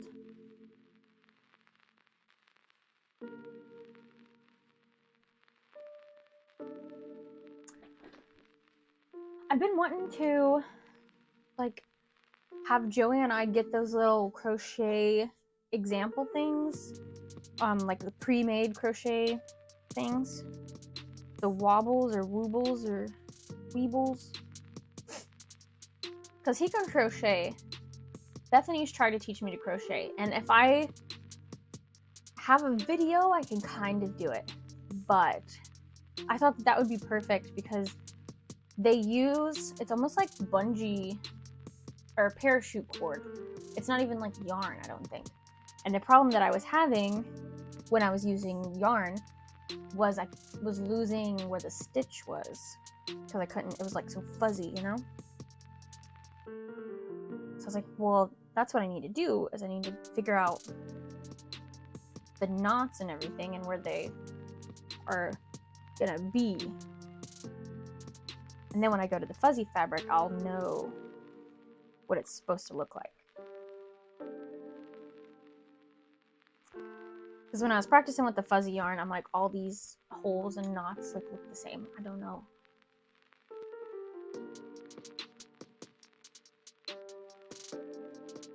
I don't know what is what.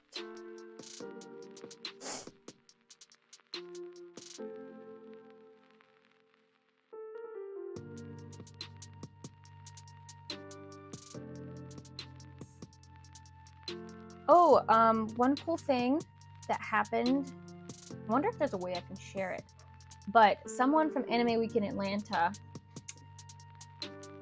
reached out to me. They were writing a research paper about Anime Week in Atlanta specifically for their, I'm going to assume, college class. And they reached out to me in an email and was like, I met you at Anime Weekend. Would you be interested in answering a few questions? And we'll leave, you know, of course, I'll include your name and stuff in my research paper. And it's about artists specifically in convention settings and like looking at, or at least what he was breaking it down was looking at who had prior schooling and who didn't. And then is this your full-time job, and like why do you make the products that you make, or like how do you choose what you want to make? So yeah, I was in that research paper along with a lot of other artists, but no one that I knew like personally. So that was pretty cool, and he got 100% on his grade,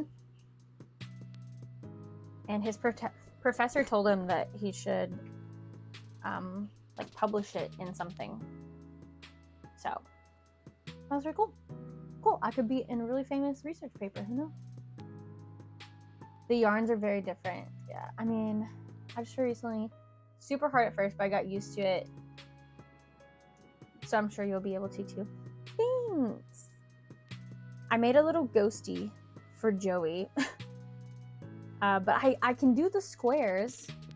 Because that kind of makes a little more sense to me. Don't you dare come in here and bark.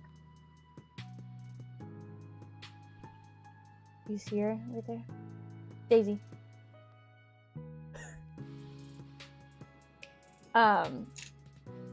Because I can see them. They're all in a straight line. But when you start doing like that magic circle and like going up, and then you're like, okay, now I need to go in. That's where I lose it.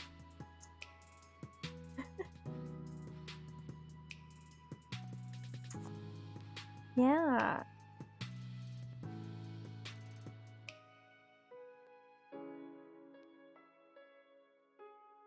Yeah, it was I think he reached out to 32 artists at Anime Weekend, and 11 of them replied and accepted, like answered the question.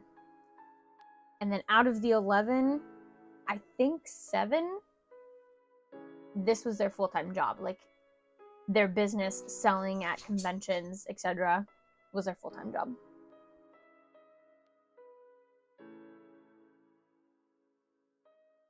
He can make axolotls for the conventions. Who, Joey? I try to get him to crochet or like make something and like we could sell together. I would love to do that as a couple. Like he makes stuff and we get a table together and we like share it. The ultimate dream, I think, is to open up like an anime like coffee shop or like a weeb coffee shop.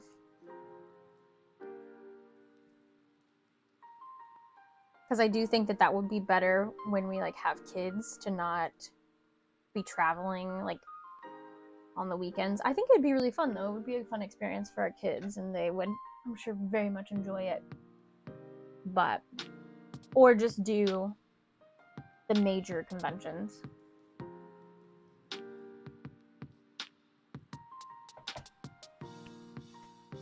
Because I was telling Joey this the other night too, is I will never, or I think Tia as well, I was like, I will never get rid of my MegaCon table. And I will keep it as long as I can, as long as they will let me. I'm really worried that they might eventually turn it where it's, because I think we have the grandfather is what it's called, where if you have a table the year before, as long as you fill out the paperwork and turn it in before a certain date, you secure your table. And I'm worried that eventually they might change that, and then I don't know what I'll do. But I will keep the MegaCon table until I die. It's just too good to get rid of.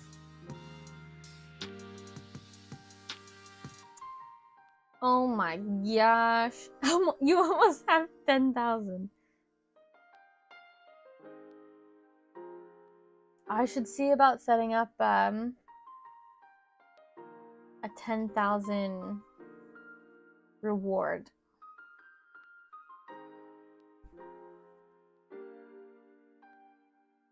Let me see. You can like win, we'll say a sticker. And unfortunately, it'll probably just have to be a sticker of my choosing, because I don't always have all my stickers in stock. Let me go to Stream Labs dashboard. And then I think it's under your create a new item.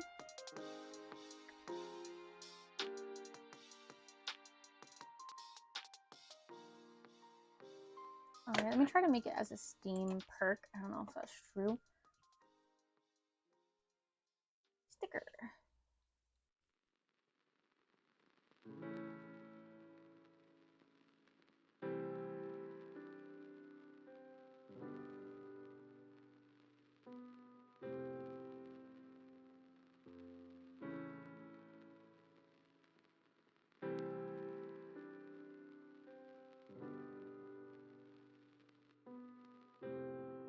The cost is 10,000.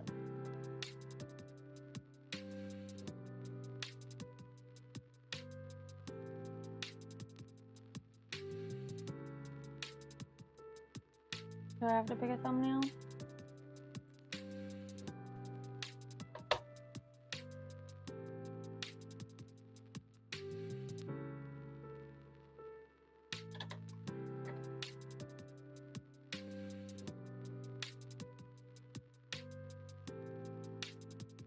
I do have to pick some thumbnail.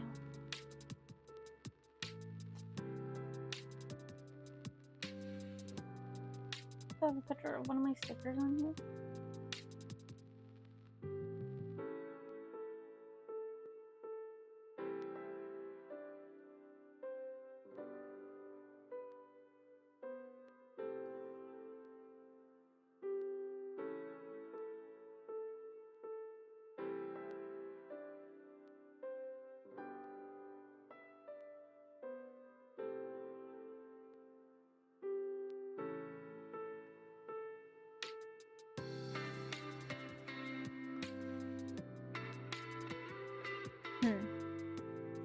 We'll use this as an example. Axolotl.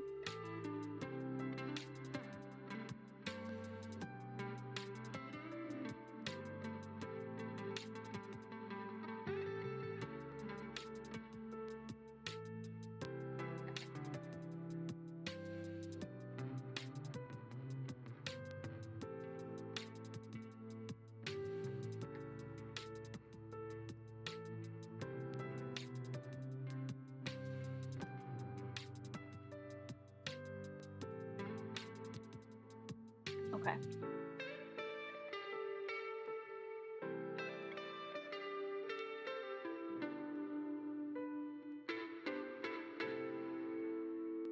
Alright, yeah, we'll leave it at that, and then, unless it at some point gets overwhelming and I just have too many stickers that I have to send out, or we'll just make it a higher amount.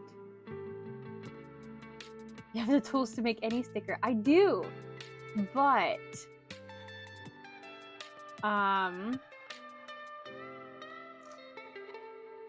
what if it's a sticker that I don't have any, and then I have to make 10 or more of that one sticker, and then that sticker doesn't sell, you know?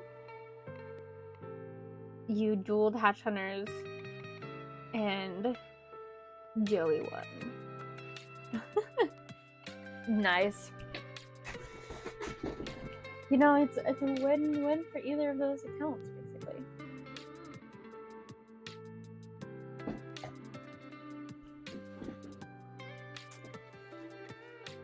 We love fun little games.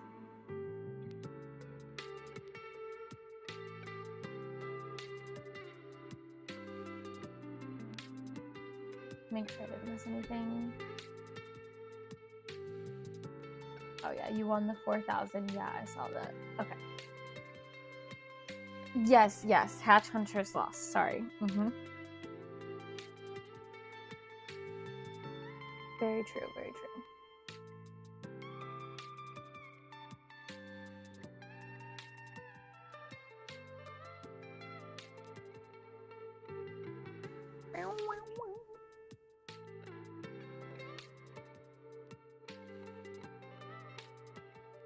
Okay, so for the little member icon badges, right now I just have my little lion, but I'm trying to think of, and I might keep it a lion, but like in the examples they give for the YouTube badges, so you have a new member gets this one, and then after a month they get a star, and then after 1 month it's like a purple star, And then after 2 months, it's like a green star. So they changed the color. So I'm thinking of doing something like that where the color changes, so I know, like, say new members get a regular lion, and then after a month you get a green lion. I don't want it to be a green lion though, you know, so I'm trying to think of something. Like maybe he gets a hat. Maybe he has no hat. And then he gets, maybe I'll do it like Fortnite colors so I can remember that, like, no hat, and then either a gray hat or a green. We could start with green, and then a blue, then a purple, and then gold.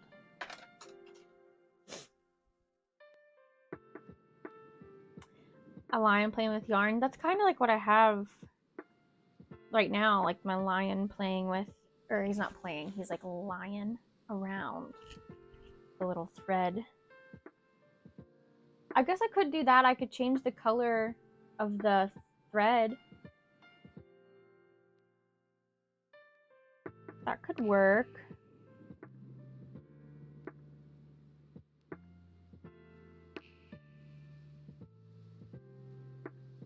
For the last tier. Like he's laying around the thread for the last tier. I want to say it was like, I think 1 month, and then maybe 3 months, and then like 7, and then there's 1 year, and then there's like 2 years. And I think that was the highest.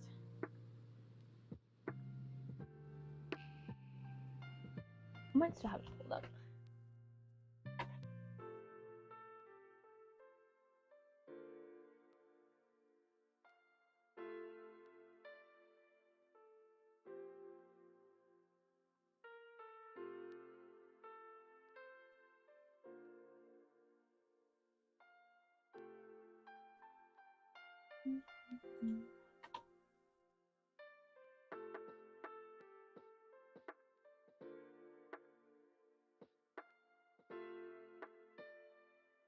Show me where to view it. I had it pulled up earlier, but now I don't know how to pull it back up again. You would think I would just go to memberships. Oh, okay. Here it is.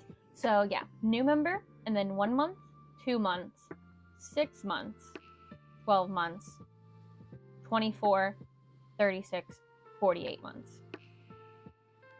So yeah, 1 year, 2 year. Nice. And 3 and 4.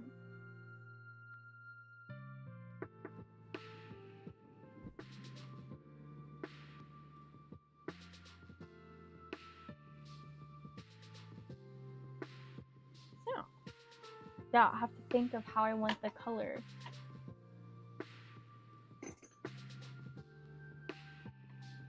How many is that? 1, 2, 3, 4, 5, 6, 7.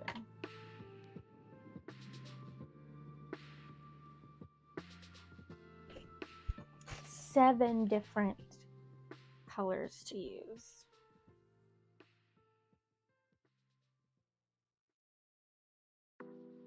But I mean, it'll be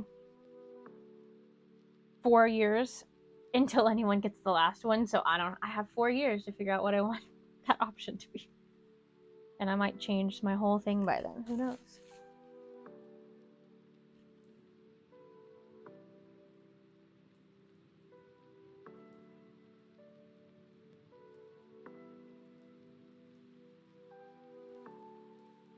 So yeah, here's the little ears.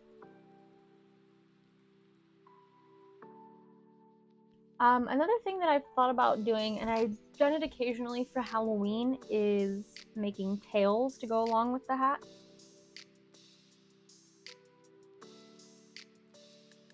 Does Beef work late tonight? I'll have to check her schedule.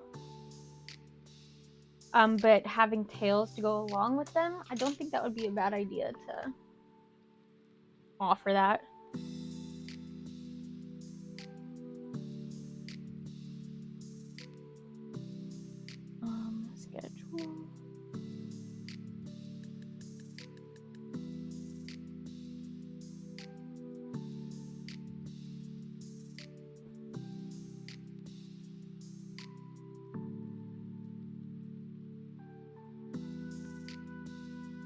Tuesday.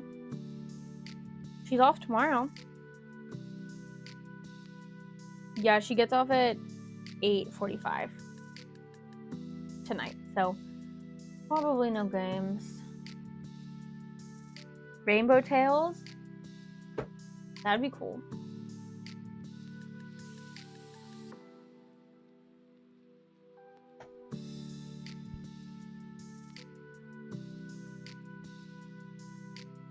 I used to make My Little Pony wings. I don't think I ever sold them, but I made My Little Pony for wings for one of my cosplays with one of my friends in like high school.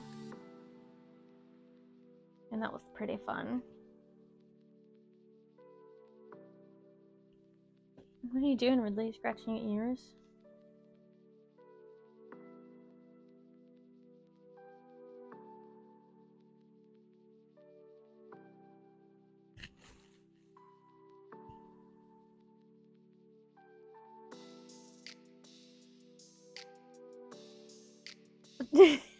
Do you guys see Daisy? She's like just poked her head.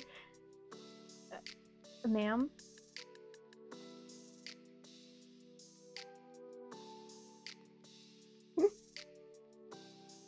You're just a cutie. You did a Ninetales hat with Ninetales. That would be Can I insane. pet that dog? No, Can I pet that dog? no, Can I pet that dog? no, he's Can I pet sleeping. that dog?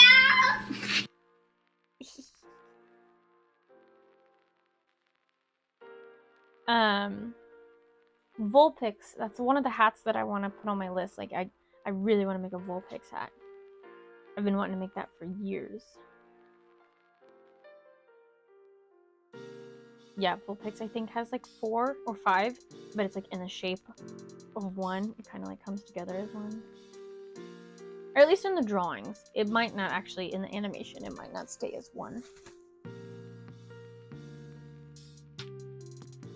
Like regular Vulpix and, I never say it right, Alolan or Galarian, I don't know which one. It is.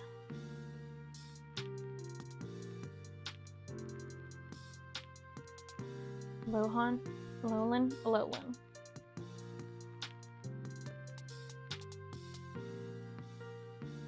Thank you. From Beyond. And the ghost will follow you home.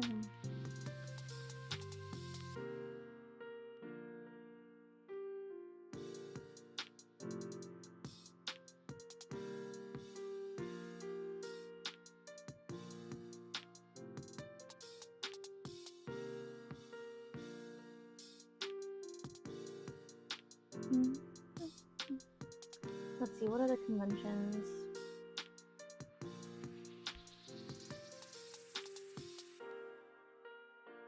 There's one in West Virginia.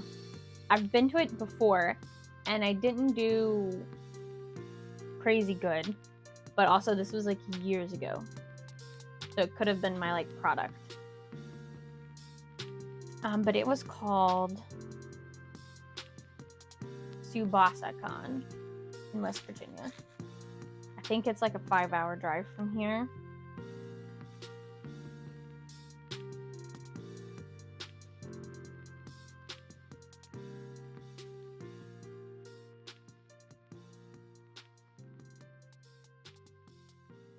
So I want to look into that one again.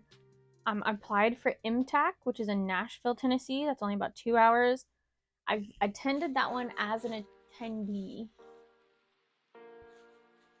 And that could be one, love, that we go together. It's on Easter weekend. So if I sell there, we will miss Easter. But if I don't sell there, we could go and just attend, and we could just go down for like a Saturday. Or even a Friday, depending on work schedules. and then be home for Easter, and that would be a fun vlog to do. I believe Easter is the end of March this year. I don't know.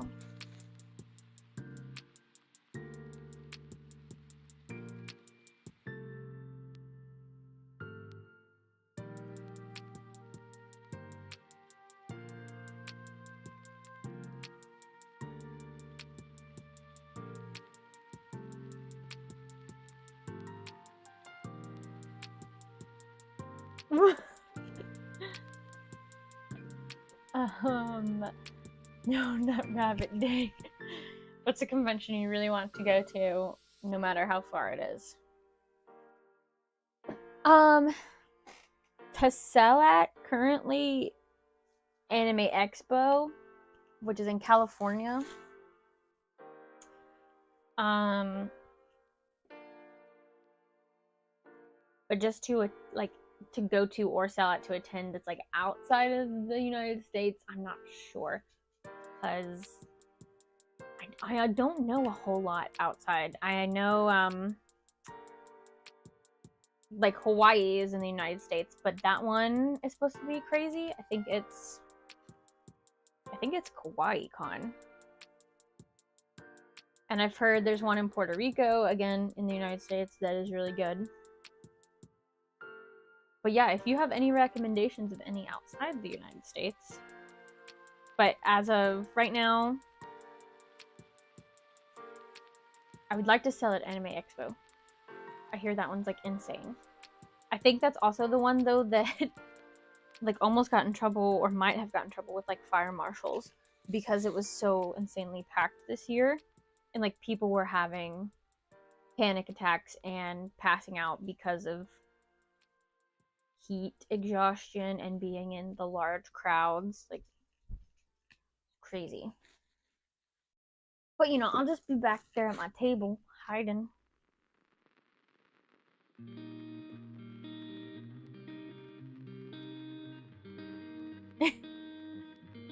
I shouldn't attend any as a non-vendor. Yeah, so what do you think of do you like my, it's called MTAC, but it's Middle Tennessee Anime Convention, I think is what it stands for. What do you think of that idea? Yeah, AX is crazy, yeah. I've never been. I hear crazy things, and I hear good things for sales. I also would like to go. OMG Con is in Kentucky. It's in Owensboro, Kentucky. I have attended that one 3 times, I think. All 3 times I did sell at it. But it is a really good one if you don't sell at. It's 3 days. I think I already said that. And they usually have really good panels. They have after like a certain time panels that are like 18 plus. They have a board game room, video game room. They usually have a rave and a gala. So there's lots of things to do if you don't want to just like shop.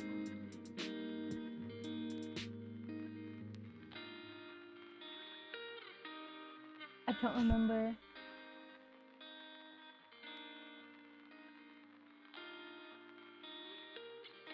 I don't remember the idea, but if it's a convention, I'm down. Okay.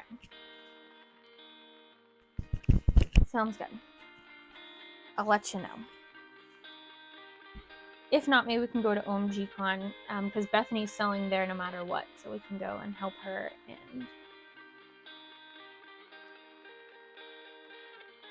And if you work Friday, we could just go down like Saturday, Sunday, because it's only 2 hours away. People spend all their money there. I don't blame them. I think that is the biggest anime convention in the US. And supposedly MegaCon, it's for sure the biggest Comic-Con on the East Coast. I want to say San Diego Comic-Con, of course, is the biggest in the US overall. But I'm not sure on that. MegaCon's definitely stepping it up. MegaCon's gonna have Tom Hiddleston this year, a couple of the Stranger Things cast, lots of Star Wars people.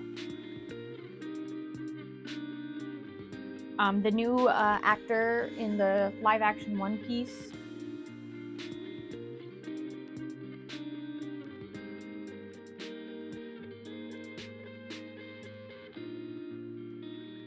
And they're actually having an after-hour event with Universal Orlando, the park, where you can pay for an extra ticket and go to Universal after hours, and they have stuff open just for people that went to MegaCon.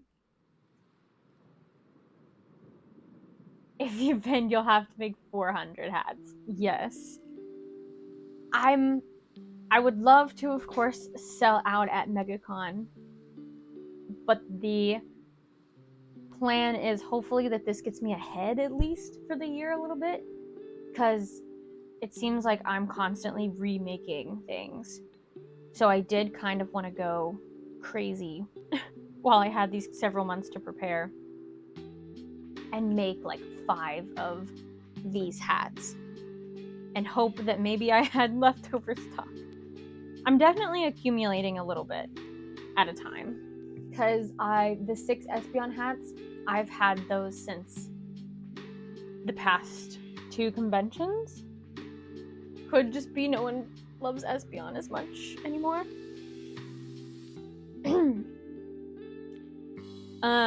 But I also I have a couple of Eevee hats, I have a couple of Flareons. So it's getting to where they're not selling completely out because I'm bringing 5 of each thing instead of bringing 2. 2 usually they do sell out. Yeah, the Universal or MegaCon in general, yes. Sounds amazing. Don't burn yourself out. I'm trying not to. I really do like that I have so many hats, I guess. I can wear so many hats. So if I get tired of making hats, I can make shirts. Or I do dabble in digital art a little bit, so I can make stickers if I'm tired of sewing. I can make stickers, I can make keychains. If I still want to do something like sewing, but not sit in a sewing machine all day, I can do embroidery. So I do like that I can kind of switch it up, and that's why I kind of break it down like that, where I'm like, okay, this week we're gonna do hats, but next week, completely different. Because I really burnt myself out when I was making appas, even though it was making me a good amount of money. It was just all day, every day, this exact same thing. And it got to the point where when I would get a new order on Etsy and when my phone would ding, I'd be roll my eyes. I don't want to make another appa. So I took a break from appas for a little bit, but I'm finally getting back into making them. And I released the pattern to hopefully help put more appas out there in the world that actually look decent. So I was like, I will share my appa pattern with others and hopefully make just a little bit of money on the selling the patterns. Speaking of, I should advertise that more than I do.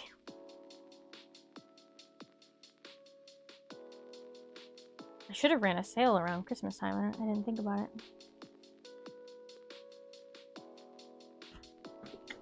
I like to do a sale on my birthday, which is Pi Day, 3.14. So I like to do anything in my shop, you get $3.14 off. I think it's just fun, weird number. So for my cheaper things, like my patterns, my Splatoon pattern for sewing is $10, and the embroidery one is $10. So like that's almost half off if you get it on Pi Day.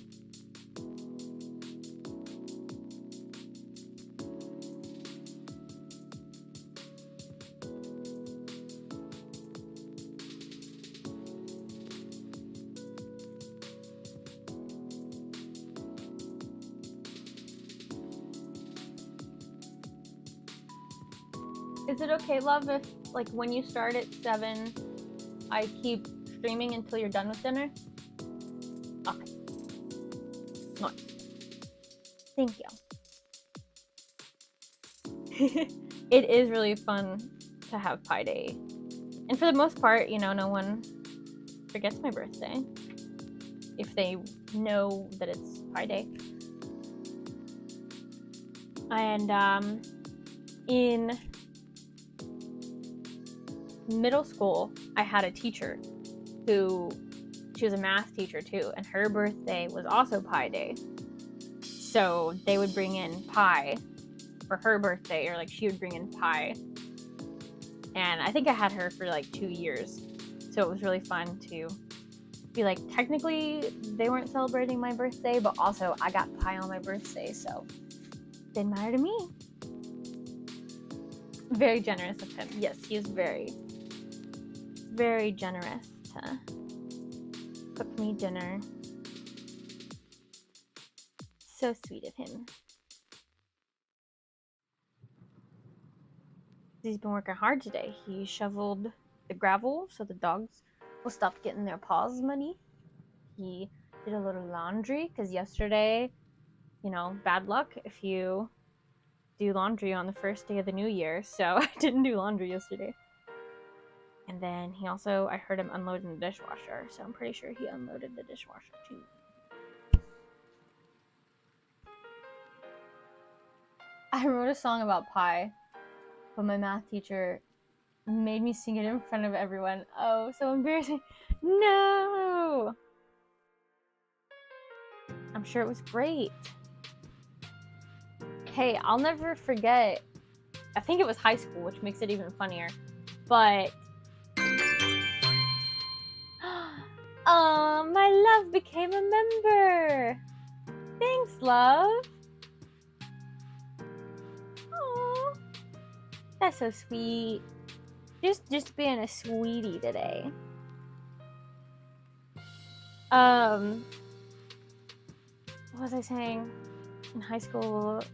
Oh, my English teacher, like we were still doing spelling words in high school, and we would get the word, and then we were in groups of 2, and then you had to think of a way to remember how to spell that word, which is the way that I learn like everything usually. I have to like break it down or think of it in some way to remember what it means or whatever. But for this one, the word was business, which again, I feel like if you're in high school, you should know how to spell business. But anyways, and the people that got up there was like, business, bus, in, ness. And then they like did like a little skit about like a bus. And you know, now I know I will never forget how to spell business, but I will always pronounce it bus-in-ness. So who knows, like your little pie song, maybe, you know, those people are never gonna forget. Maybe the number for pi. I'm not sure what your song was about, but I assume you recited the part of the number for pi.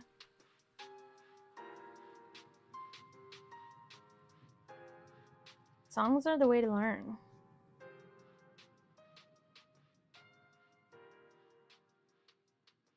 But yeah, when I took anatomy in high school, that's how I remembered all like bones and muscles and everything. I would like associate it with something else. I can't think of an example right now, but You do have your math songs. Yes, I've heard your math songs. Oh, you don't remember your song though?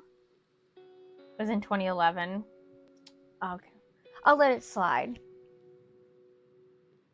Was it like a rap? I feel like, you know. I think that's what Joey is. He knows some rap math song.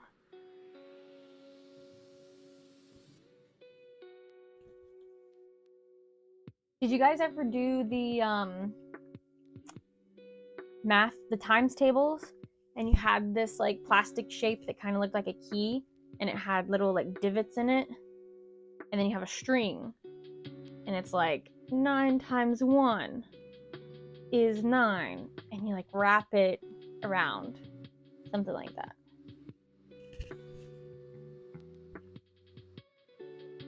No, it's pink. What's pink? The thing? The little key thing I was talking about for math?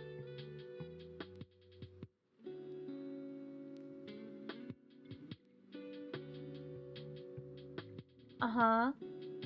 Yes, Pink is a pop singer. Does she sing one about math? Oh, okay, you changed the lyrics to a Pink song. Okay. Yes. That's what you're talking about? Yes. See, but I don't like that though, because then that Pink song is ruined.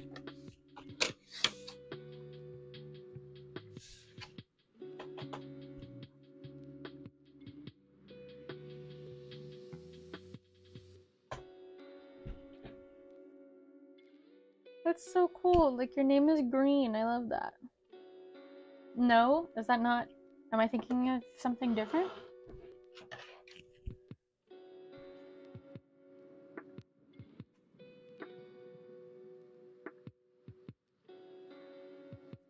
Alright, so we got those ears stuffed. So now we can do where we insert the ear.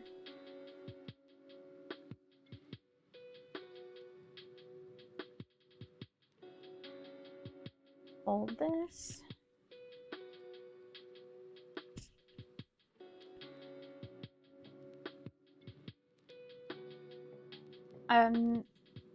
A song is how I learned like the Spanish alphabet, but I don't remember it all. I just know it's like A, B, C, C.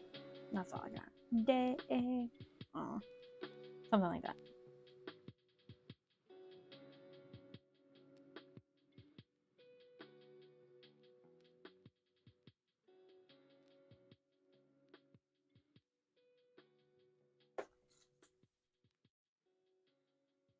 Alright, and then I just add the ear.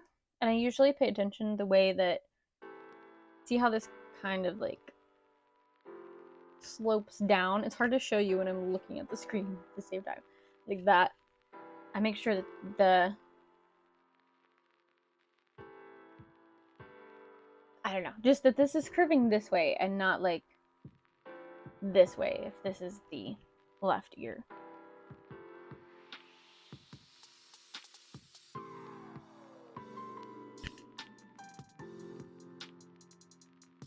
And then when I do the other side, I make sure they're like pretty much at the same spot on the other side so that they look even. It looks like this.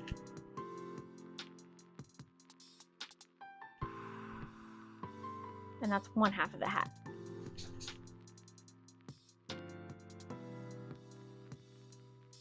Okay, I think that looks good. I was trying to decide if I need to move it up. Alright, so now we'll crank out these, where we just sew the long strip. First.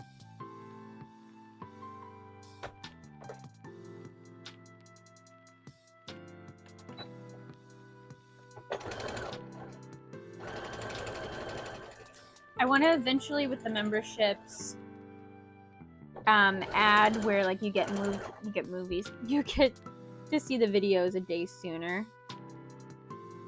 But that means that I have to start editing my videos a day sooner so that it can go up a day sooner.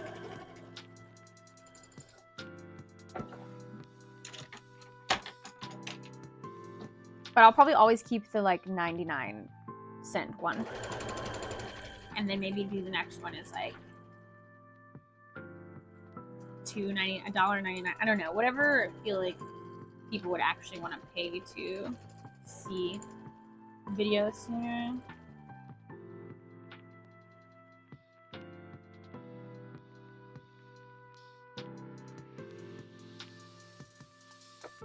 Because I have a Patreon too, and I mean, I could offer that on Patreon as well.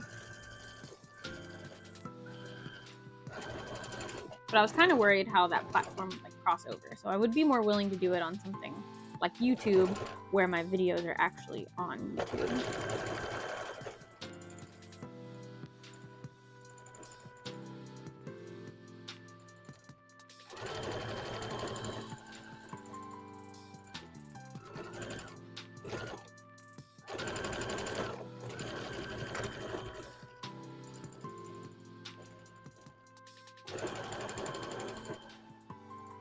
But that was just some of the suggestions it gave, like shout outs and videos before anyone else.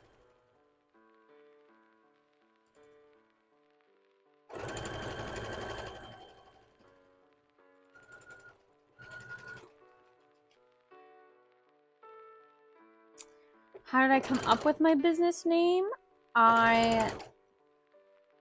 So I used to be called M. Coomer Plushies and More.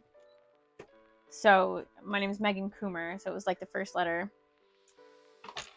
Thanks. And Plushies and More, because I mostly made like plushies and like hats, and I like the name of. I've always loved plushies. That's what I started making. But I didn't want to limit myself to just plushies. I didn't want to just be M. Coomer Plushies. So it was like, we'll do plushies and more. You know, that means we could do anything else. And then after a couple of, it was probably like 2 years or so. Like I'd only done conventions for probably 2 years. It was probably 4 years that I'd been sewing. I just realized, and being in the convention world and going to conventions, that not a lot of people are going to remember M. Coomer Plushies and More. 1, it's too long. 2, it's like, that means they would have to remember my name or even my last name. And if they just searched Plushies and More, they're going to get anything. Like any kind of toy store like would pop up on Google. So I had like friends help me, and I wanted some kind of like pun, because I love puns. And I mean, an animal pun seemed best, because I did want like a mascot. So I had Duke the lion, or well, I had my family dog was named Duke, and he passed away not long after I started my business. So I wanted to kind of use him as a mascot. I don't think that was my initial idea, but after the lion part started coming, I was like, oh, perfect. I will name my lion after like my first dog, basically. My family dog. And yeah, it stuck. One of the other options was something to do with a dragon. And I don't even remember what it was, like dragon.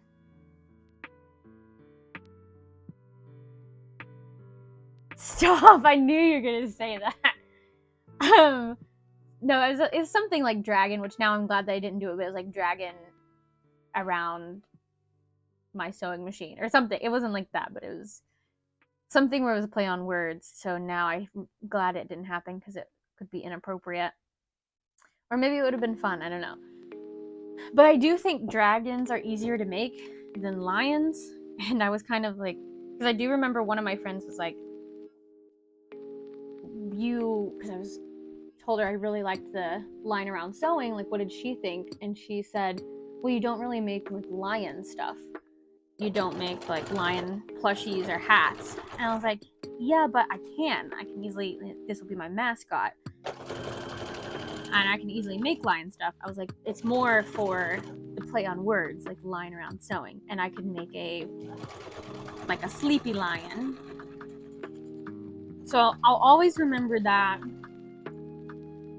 And so then in my mind, I'm still like, I need lion merch. Like that, if I'm gonna be lying around sewing, I need a lion. I need to sell lions. But lions are so hard to make. You gotta make the mane, and I have made a few lion plushies, and I've made a lion like onesie for myself to wear, and they just take a lot of time to make the little hair, the mane, unless I want to use like fur or yarn or something. But yeah, that's the basic. It was like 1 year on vacation. It like rained all vacation, and I had my sketchbook with me, and I just started thinking of things, names, with the help of some people, and narrowed it down. I might still have that sketchbook somewhere. I should see if I can find it. And that's actually the first place that I kind of doodled the little lion with the thread, but I wasn't that good at drawing yet. And so I just kind of sketched it and was like, you know, someday this will be my logo. But then I had someone else draw the lion for me before I could draw. And yeah, that's how lying around sewing. And now if you Google lying around sewing,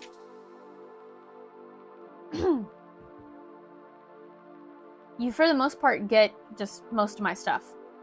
My Etsy, my website, Pinterest, Instagram, YouTube, and occasionally if you look at images, you will get lion yarn, I think, because there is a yarn brand named Lion something.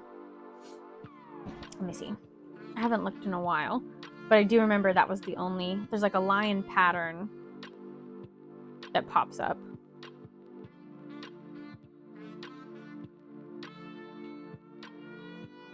We love when my website pops up before Etsy does, though. Yeah, it's not even like close to the top anymore. I'm trying to find the... Okay, so this is the picture I usually see. It's lying around, baby quilt and tossing bags. So lying around quilt pattern. This is the first one that used to come up, and that was like my competition, you know? It's hard to see. Basically, it's like a quilt, but the person named this specific pattern lying around because it's a baby blanket for them to like lay on.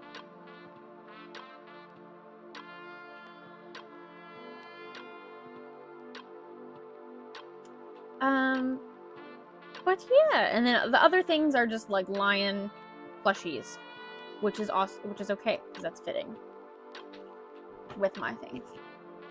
I'm super dyslexic, so when I first came across your channel, and for the longest time, I was reading it as lying around sewing until a couple of months ago, I had to do a double take seeing the lion in there. I was so confused until I realized it always was there.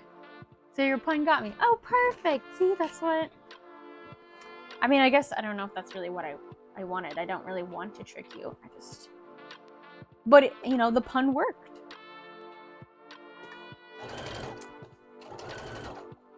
Yeah, and people all the time tease me at conventions. They're like, you're not lying around right now.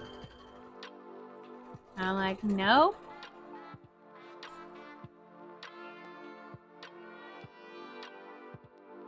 I also had one person... No, I'm tricked. Okay. But I had one person... I was actually in a Twitch live, I think. Or like going into somebody else's Twitch. And was on my Lying Around Sewing account, and on there it's all one word. I guess on here it's all one word too. And someone called me Leona because the first part is Liona, so like Leona. And I mean, I was like, I'm not gonna correct them. Like, I think that's cute. So I also thought about doing something with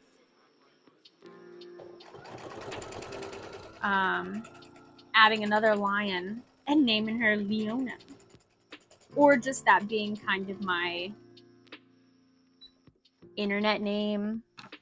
But I think it's too late for that now. I think my name, I just go by Megan. She never is. Yeah, what, never lying around? No. If I'm lying around, I'm sleeping. Drew Worker. It's a false pun. Yeah. I like the idea of a lion lying down at a sewing machine. But that seemed a little bit more complicated than I'm able to do. And especially at the time when I was doodling. So I just instead did a lion lying around a spool of thread. And I thought that worked. But this one right here on my live with the picture of me holding Appa and like the owl. Once Upon a Spark, Bethany did that one. Bethany from Once Upon a Spark, I guess I should say. She drew that of me. And it's so cute. And then blue is my favorite color. So I just really like sticking with the blue theme. I used to do more blue and like yellow, like a tan, because my lion is tan and like yellow, and blue is the thread colors. But I just don't really love how, like, I really like this color blues, the teals, the light blues, a little bit of navy. And when I made my website, I didn't love the yellow in there. It just didn't feel like it like fit. So I kind of do like a really pale yellow if I do it, almost like a white. And I do think these shades of blue works better. Also, I do little paw prints for my money tags at conventions to like say this is $10. I put like a paw print and I write like $10 on it. Some people do think that my plushies are dog toys because it's a paw print. So I think I found out when I changed my paw prints to blue, that helped a little bit. Now it kind of looks more like Blue's Clues, which I think is cute. And I think more people don't associate it with the dog toys, but I try to make sure it's not just one paw print. You know, I put paw prints all over the place. So hopefully people get the message. But it's not like it hurts my sales. I think most people realize it's not dog toys. It's just my price tag.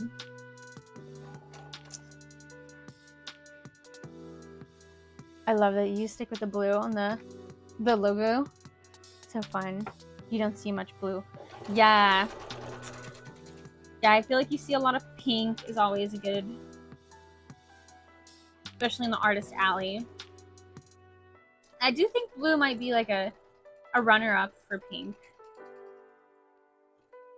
But there's so many shades of blue. That's why I like blue too, is there's so many different shades. So even if this is my theme, somebody else could have a blue theme, but it's not the same.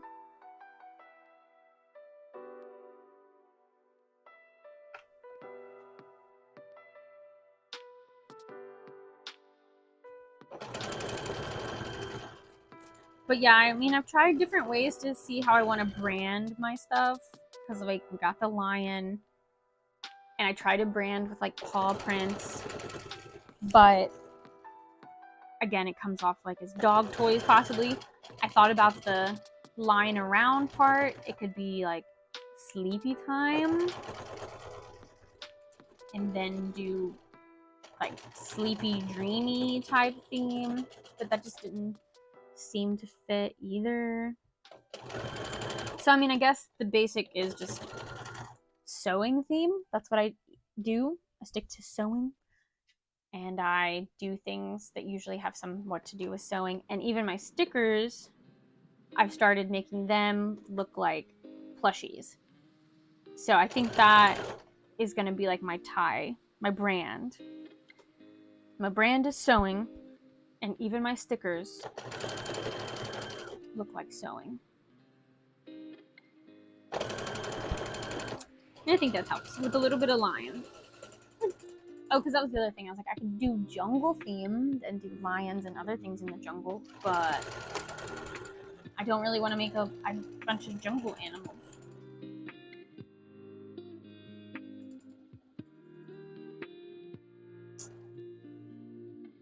I think the pink is too much. Yeah, it can be. Sit down in our thinking chair and think. Think. Think. Mm-hmm.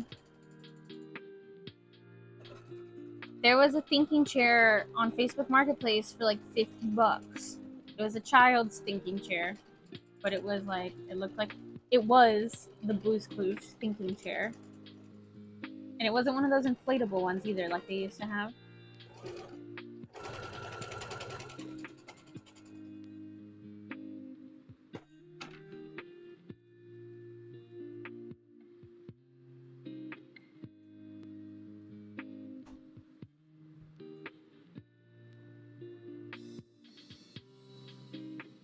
I'm very excited to try out a new display for like my MegaCon setup. I have this banner. It's kind of been a pain in the butt. And I haven't even taken it the last few conventions. But it says like handmade hats and it's like $50. But I've never had a good place to hang it because I tried to put it on poles to go on top of my grid wall.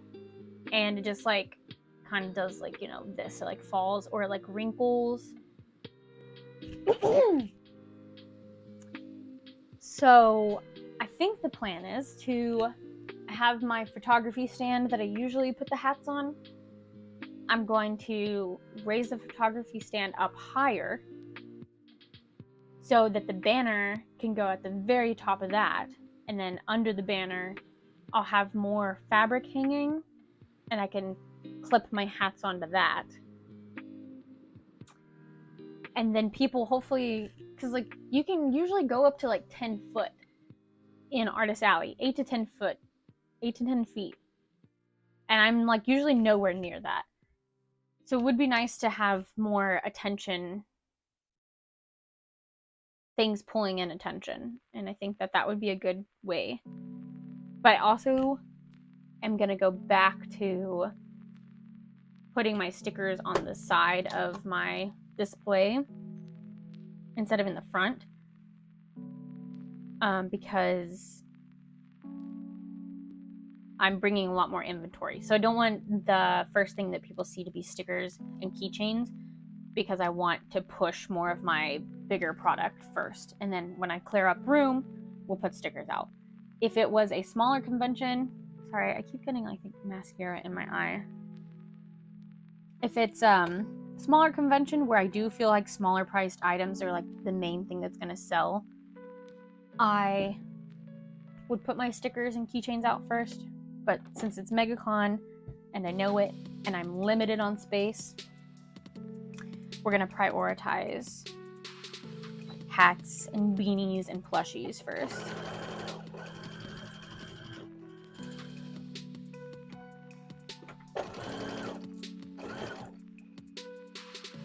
And then KatsuCon we get 2 tables. So I'll go back to the one table is for hat display.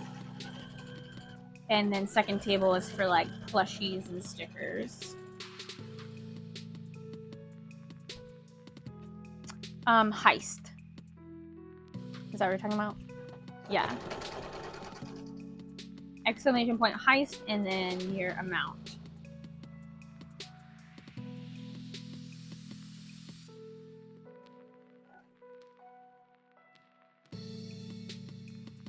the world? Oh, that's the pocket. I thought I had folded something in here.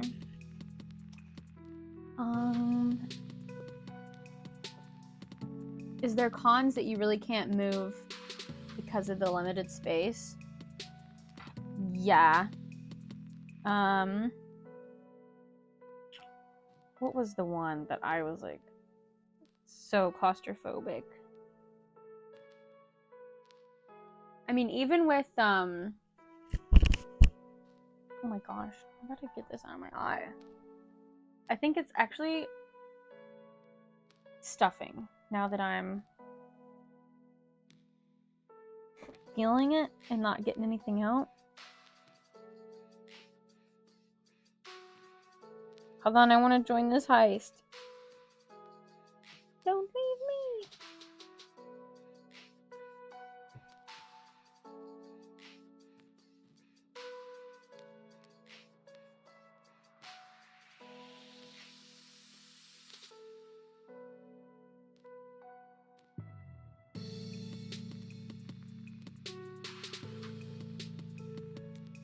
We'll do 150. I usually die. So Queen doesn't come back from the heist.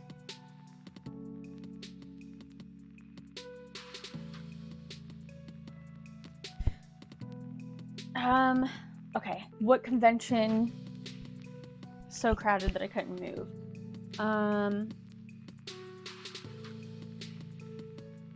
MegaCon last year, honestly, was pretty crowded.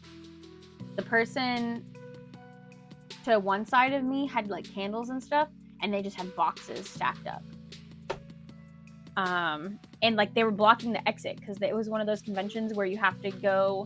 It's like there's an opening and then 3 people and then an opening. So I was in the middle of these 2 other people. Or maybe it was like 4, and I was on the end, and all I had to do was like go around her and I could exit. But, oh, no, that was the other thing. I was supposed to have a hole between me and her.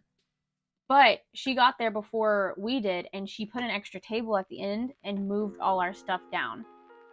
So she took that hole that was supposed to be mine to like walk through.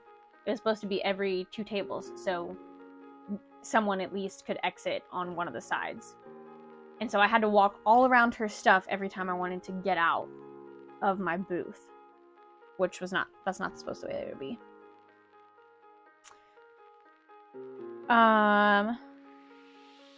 Did we make it? We made it! Yay, I made it out alive. Yeah, so that was kind of annoying. If I had noticed it before they set everything up, I probably would have said something, but it was day 2.5. I thought one of the dogs were throwing up. Before I noticed, and I didn't even notice, I was asking someone else, another artist, and I was like, yeah, I feel like there should be a hole here. I don't know what happened, like how, and it turns out they had a table hidden under their tablecloth. And they're like, yeah, they have an extra table that they're not supposed to have. So that kind of like squeezed me in a hole that I shouldn't have been in. There's been other times where just the way that other people's displays like stack up to ours, where we kind of just get pinned in. And that's not really anyone's specific fault. Like everyone is inside their area.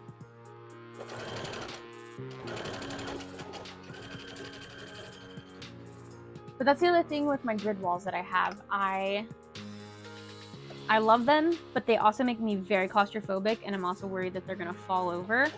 So sometimes it's better to have the photography stand, because even if I'm hanging hats on it, usually the very bottom, like from chest down, there's a hole. So I can like go out through that hole if I need to go out and around my table, or I can stack things there and not feel like I'm enclosed in a wall.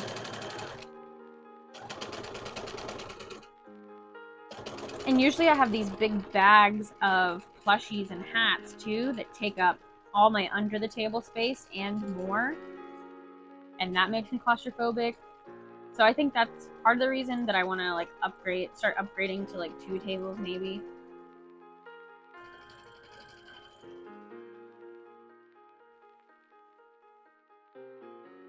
But I just gotta make sure that I keep my stock levels up pretty much.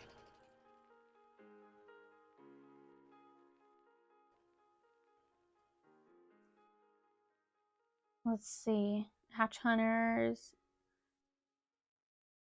GTC King. Let's buy Spark. Nice. Nice.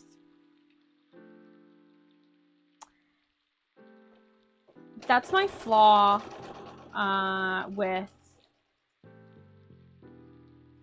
when it comes to conventions and selling online, because if I know I'm going to be really busy, I usually don't put a lot of inventory online. I might have like link hats up there and like squeakoids, like little things that don't take me long to make. But otherwise, I don't list my big sellers on there because I want to make sure I have stuff for conventions. But then if I have downtime, like say a month or 2 without conventions, I have no income for like that month or 2 months. And I still got bills to pay. And I'm usually pretty good with saving money. But even when my savings account like looks good, if I don't have money coming in, I still am like, oh no, I'm spending more than I'm making. Even though with like being an artist and going to conventions where most of your income comes in like 1 weekend out of a month or 2, and you have to make that amount last those couple of months. Like if you break it down, you still made, you know, your 40 hours a week pay that you would, but because it all comes in one big chunk, I think that all has to go like in savings or something, instead of trying to like logically split it up and be like, okay, you have, you know, $200 to spend this week, and this money goes towards this. So I need to do better, and I'm going to try to start. We have an account that is linked to like paying our house mortgage, and I can like move money around, and that's what I'm gonna start doing, is paying myself weekly or monthly, whichever way is easiest for me. That way I actually have money that I know is okay to spend, and then we have money that's in a business account, and this money is only for business expenses. That's my other plan for 2024. I want to do better about that.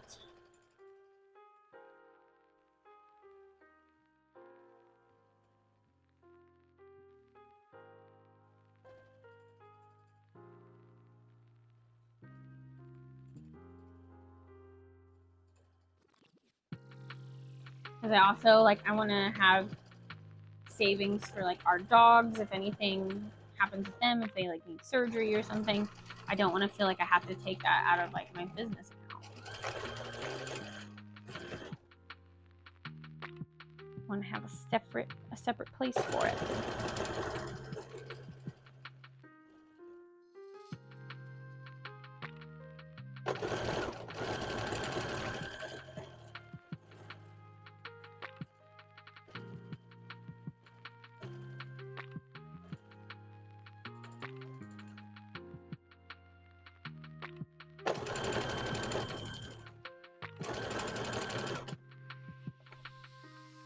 Daisy, why did you boot me?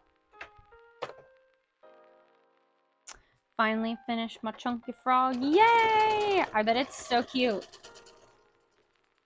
We love chunky frogs. I need faster hands. Yeah.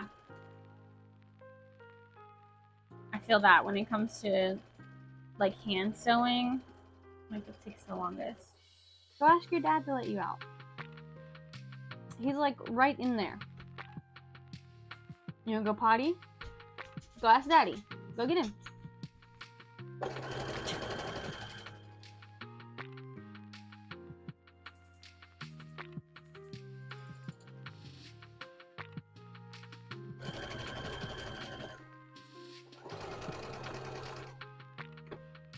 Are you in the kitchen, love? Oh, maybe not. Oh yeah, can you let the dogs out, please? I can come open it.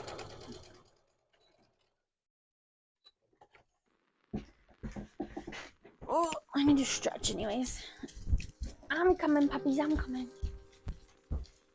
Got it? You need me to sprinkle salt and pepper on it?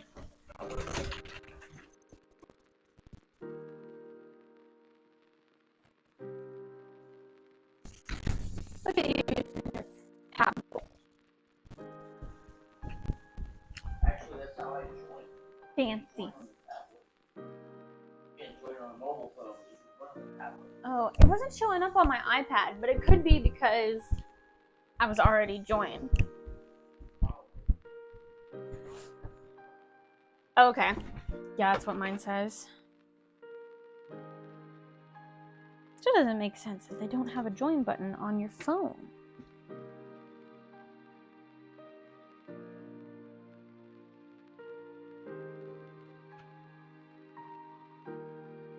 What are you gonna make next? Semi. Gonna make more frogs?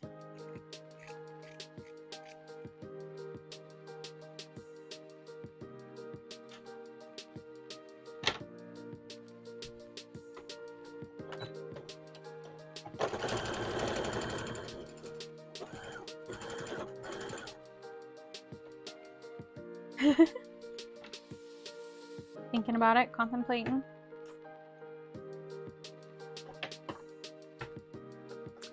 I don't buy a lot of patterns from other people because I usually like make my own patterns and stuff. But I did get this pattern like back in the summer to make a backpack. And I really liked the pattern because it was before I started making my publishing my own patterns, so I kind of wanted to see how somebody else like wrote it out and did all that stuff. And I did purchase a pattern for how to make a backpack that has like ears and stuff, and I would like to try to do that this year and get into backpacks because again I like wearables, I think is a good term. Things that you can wear or that you're going to use, like hats, beanies, shirts, bags. And I think backpacks would fit well with my stuff. Usable, practical things. And so then I just need to make evolutions as backpacks. And I don't think that that's a lot of things that people sell at conventions either. Like the Eda bags are really popular right now, but the only real plushy bags that you get are the ones from like Hot Topic that have no space in them. But they're cute, but there's like no space. So I do have fabric cut out for a cow one currently, but I haven't sewn it. I needed like a zipper to fit it, and then I just kind of put the project aside. Contemplating mini mushrooms, chunkies, or learn axolotls.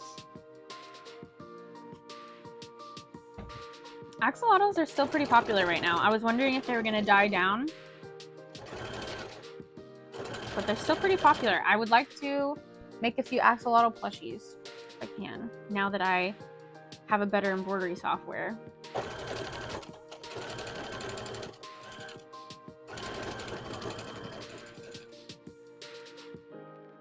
A strawberry cow.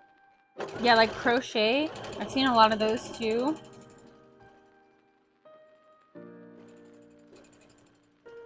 That would be super cute.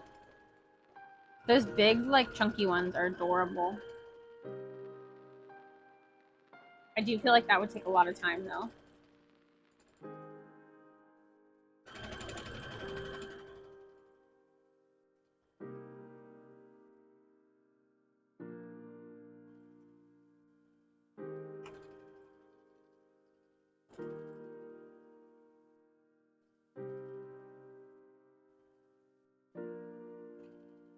Oh no, I ran out of thread.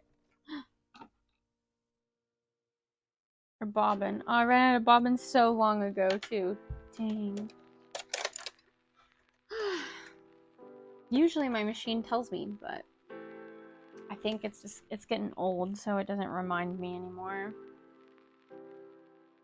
that the bobbins run out.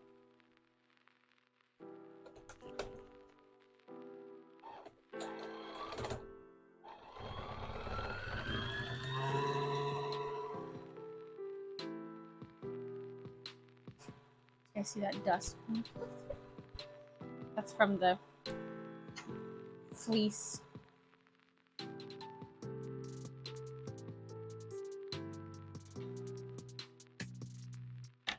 I made a huge chunky mushroom size of my head. Unintentionally. Oh my gosh. What do you do with all? Do you like give it away, or do you sell it sometimes? Or do you just keep it all for yourself? Because that's gotta start taking up a lot of space, I feel like. Especially if you're making mushrooms the size of your head.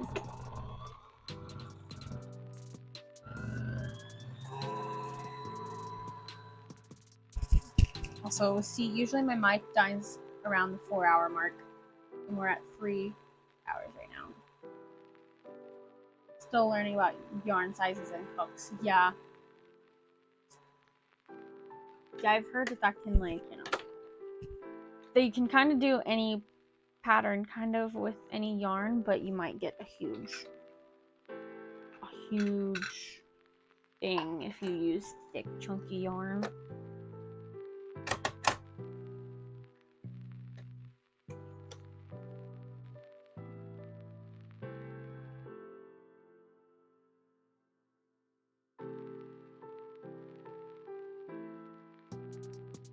I think I want to change. You can now be a Lying Around Sewing member. I think I want to put. I call it like a part of the pride on my Patreon, so maybe I'll put. Can now be a member of Pride.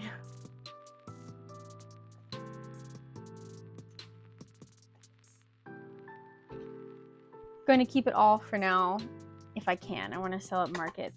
Yeah, I think that's a great idea. Stock up. It definitely helps to have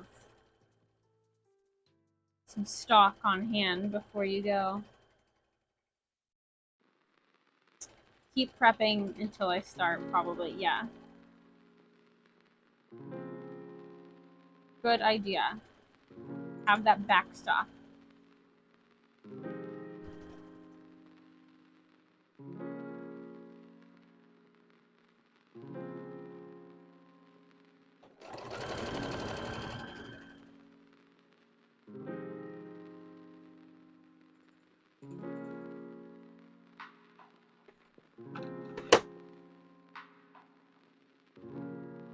There we go.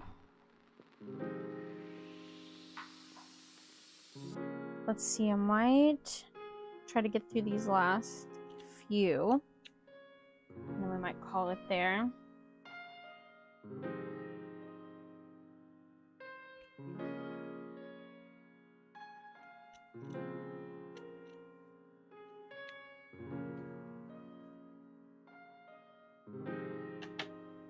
Another frog! Woo! So yeah, I have what? 1, 2, 3. Okay. Yeah, 3 more. I think we can get through these pretty fast. Then I'll start getting ready for dinner.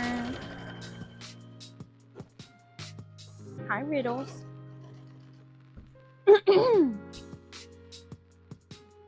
Wendy's? Like food? Wendy's? Like chicken nuggets? I love Wendy's biggie bag.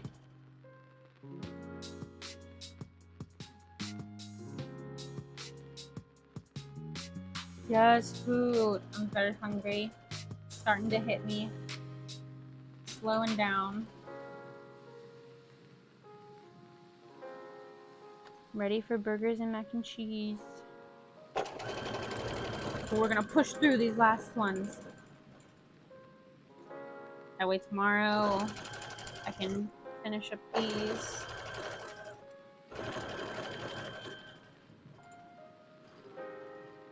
And start on probably Sylveon, honestly. I don't have all the pieces cut for Sylveon though. That's the only downside. So I will have to take the time in the morning to cut the extra pieces.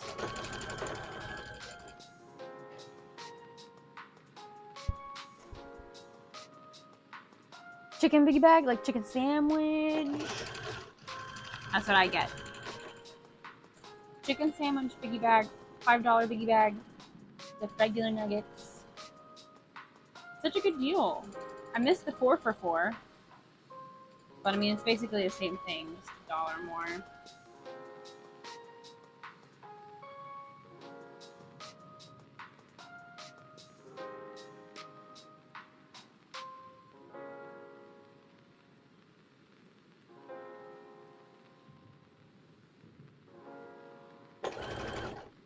I saw, yeah, the $6, you can get like bacon on your, I think you get bacon and tomato on your chicken sandwich. And you can get more of a deluxe burger. And cheese. Did I say cheese? You get cheese, bacon, and tomato. And lettuce and mayo, but you get that on the other one too.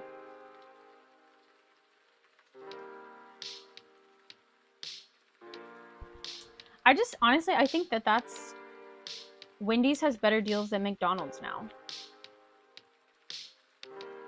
Because McDonald's has where you can get 2 different things, 2 different like sandwiches. Like you can get a chicken sandwich and like a burger, or like a chicken sandwich and 2 chicken sandwiches, or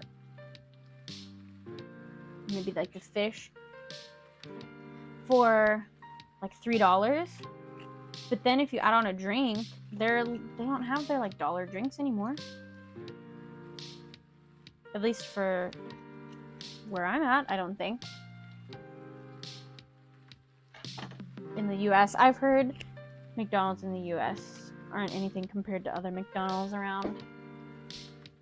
But yeah, they don't have any deals like that, like Wendy's does. I feel like they used to. Could get a couple things off the dollar menu. And then like Taco Bell, I usually go for whatever the $5 box is, even though it's not $5 anymore. Usually it's like $5 and some cents or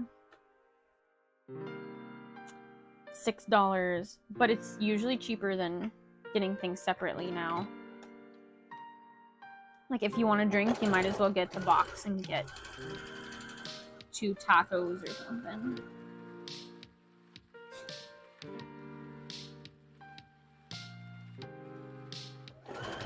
But if I'm trying to get a lot for my buck, my bang for my buck, we go to Cookout. Because there you can get, if you do like a junior tray, you can get a burger and like 2 sides and a drink for like $5 or $6. But if you do a tray, you can get like 2 things and 2 sides and a drink, and that's like $9. And you can upgrade for a couple of dollars to a shake. $5, more like 15 with tax. Oh, the Taco Bell box? Yeah, I'm like, last time I got it, I thought it was going to be $5 box, and it was like 11. I'm like, okay, I've been bamboozled. So now I just get off their value menu at Taco Bell. They have some like $2 items, and I usually just don't get a drink. Ooh, a mint Oreo from Cookout. I'll have to try it, because last time I got like a Reese's one, and I was kind of sad about it. Because I want my ice cream chunky. But I guess that's the problem, is I was going there for ice cream and it's milkshakes, so that was my problem. I should be going and getting strawberry milkshakes. And go to Dairy Queen if I want chunky ice cream.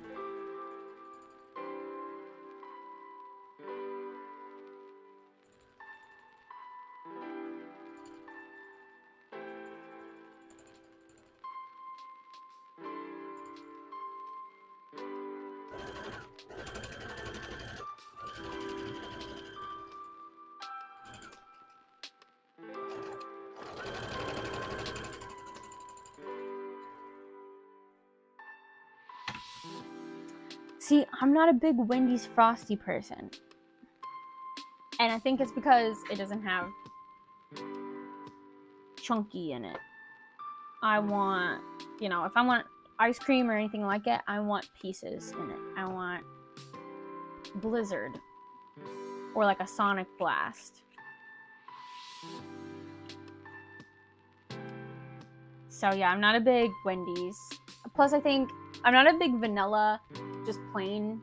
I would rather have something else, and I don't love the chocolate Frosties either because it kind of reminds me of chocolate milk, more carton chocolate milk, and I'm not a big carton milk person either. I'm not a huge milk person.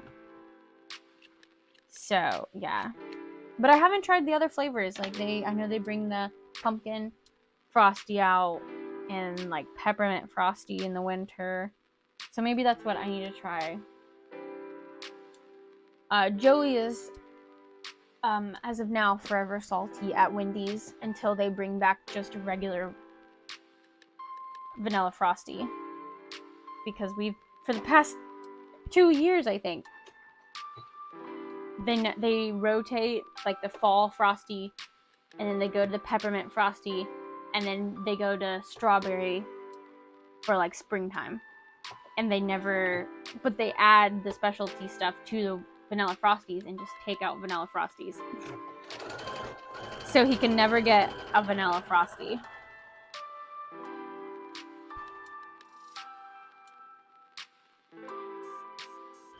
Because just something else is always in season.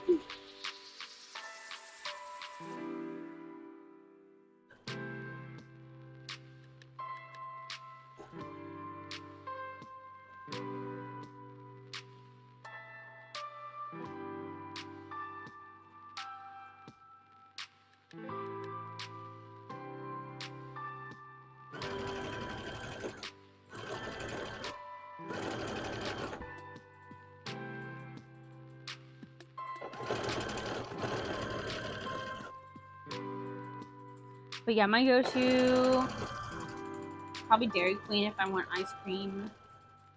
Sonic is a good backup. Now I really want strawberry milkshake.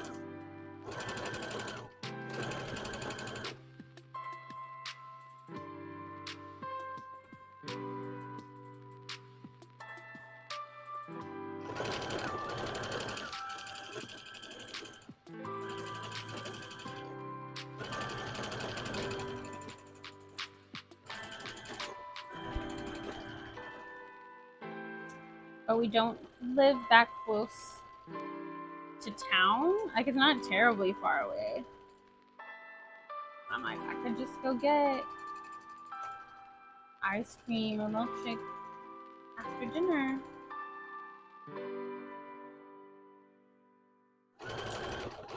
Joey and I did DoorDash for a little bit when we moved here to get some extra money, and it's not super busy around here anyways.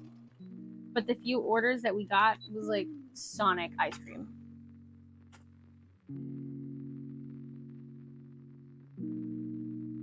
At like 10, or well, it's probably more like 9 o'clock at night.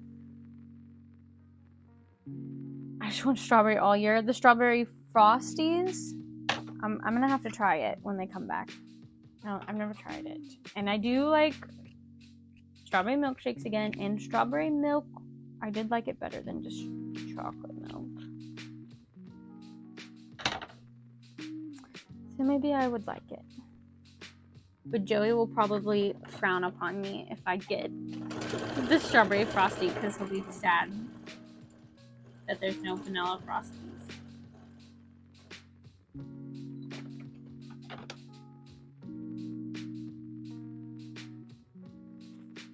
All right. It's a vibe. Yes. Ice cream.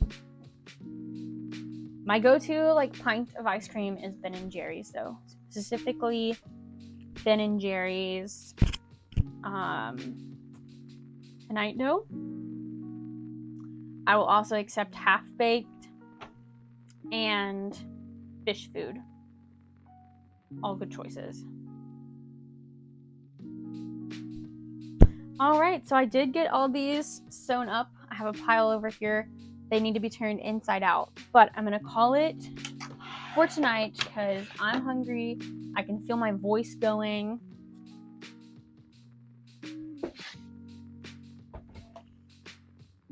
So I'm gonna drink lots of water tonight. And yeah, before my mic cuts out, hopefully it stays alive. Thank you guys so much for watching and coming to my live. Thanks, Semi, for being here for like the whole stream, I think, if not almost the whole thing. I really appreciate that. Thank you for Joey for being a member and becoming a member. I'm excited to start doing more with that, and I'll get like color themed stuff so we know who's has 1 month and 3 months and etc. I'll work on that. I want to work on getting some more sounds in there. And of course, if you haven't checked out my Patreon, I do a new Kirby every month, and this month for January is Waddle Dee from Kirby Land, from all the Kirby stuff. The little orange guy that kind of looks like Kirby. He is my January, and then I will be taking a break from Patreon for February to focus on conventions. But enjoy crocheting, and thank you everyone else for watching and coming by. I really appreciate it, and I'll see you guys in the vlog on Friday. It will be another hat vlog. So, bye-bye!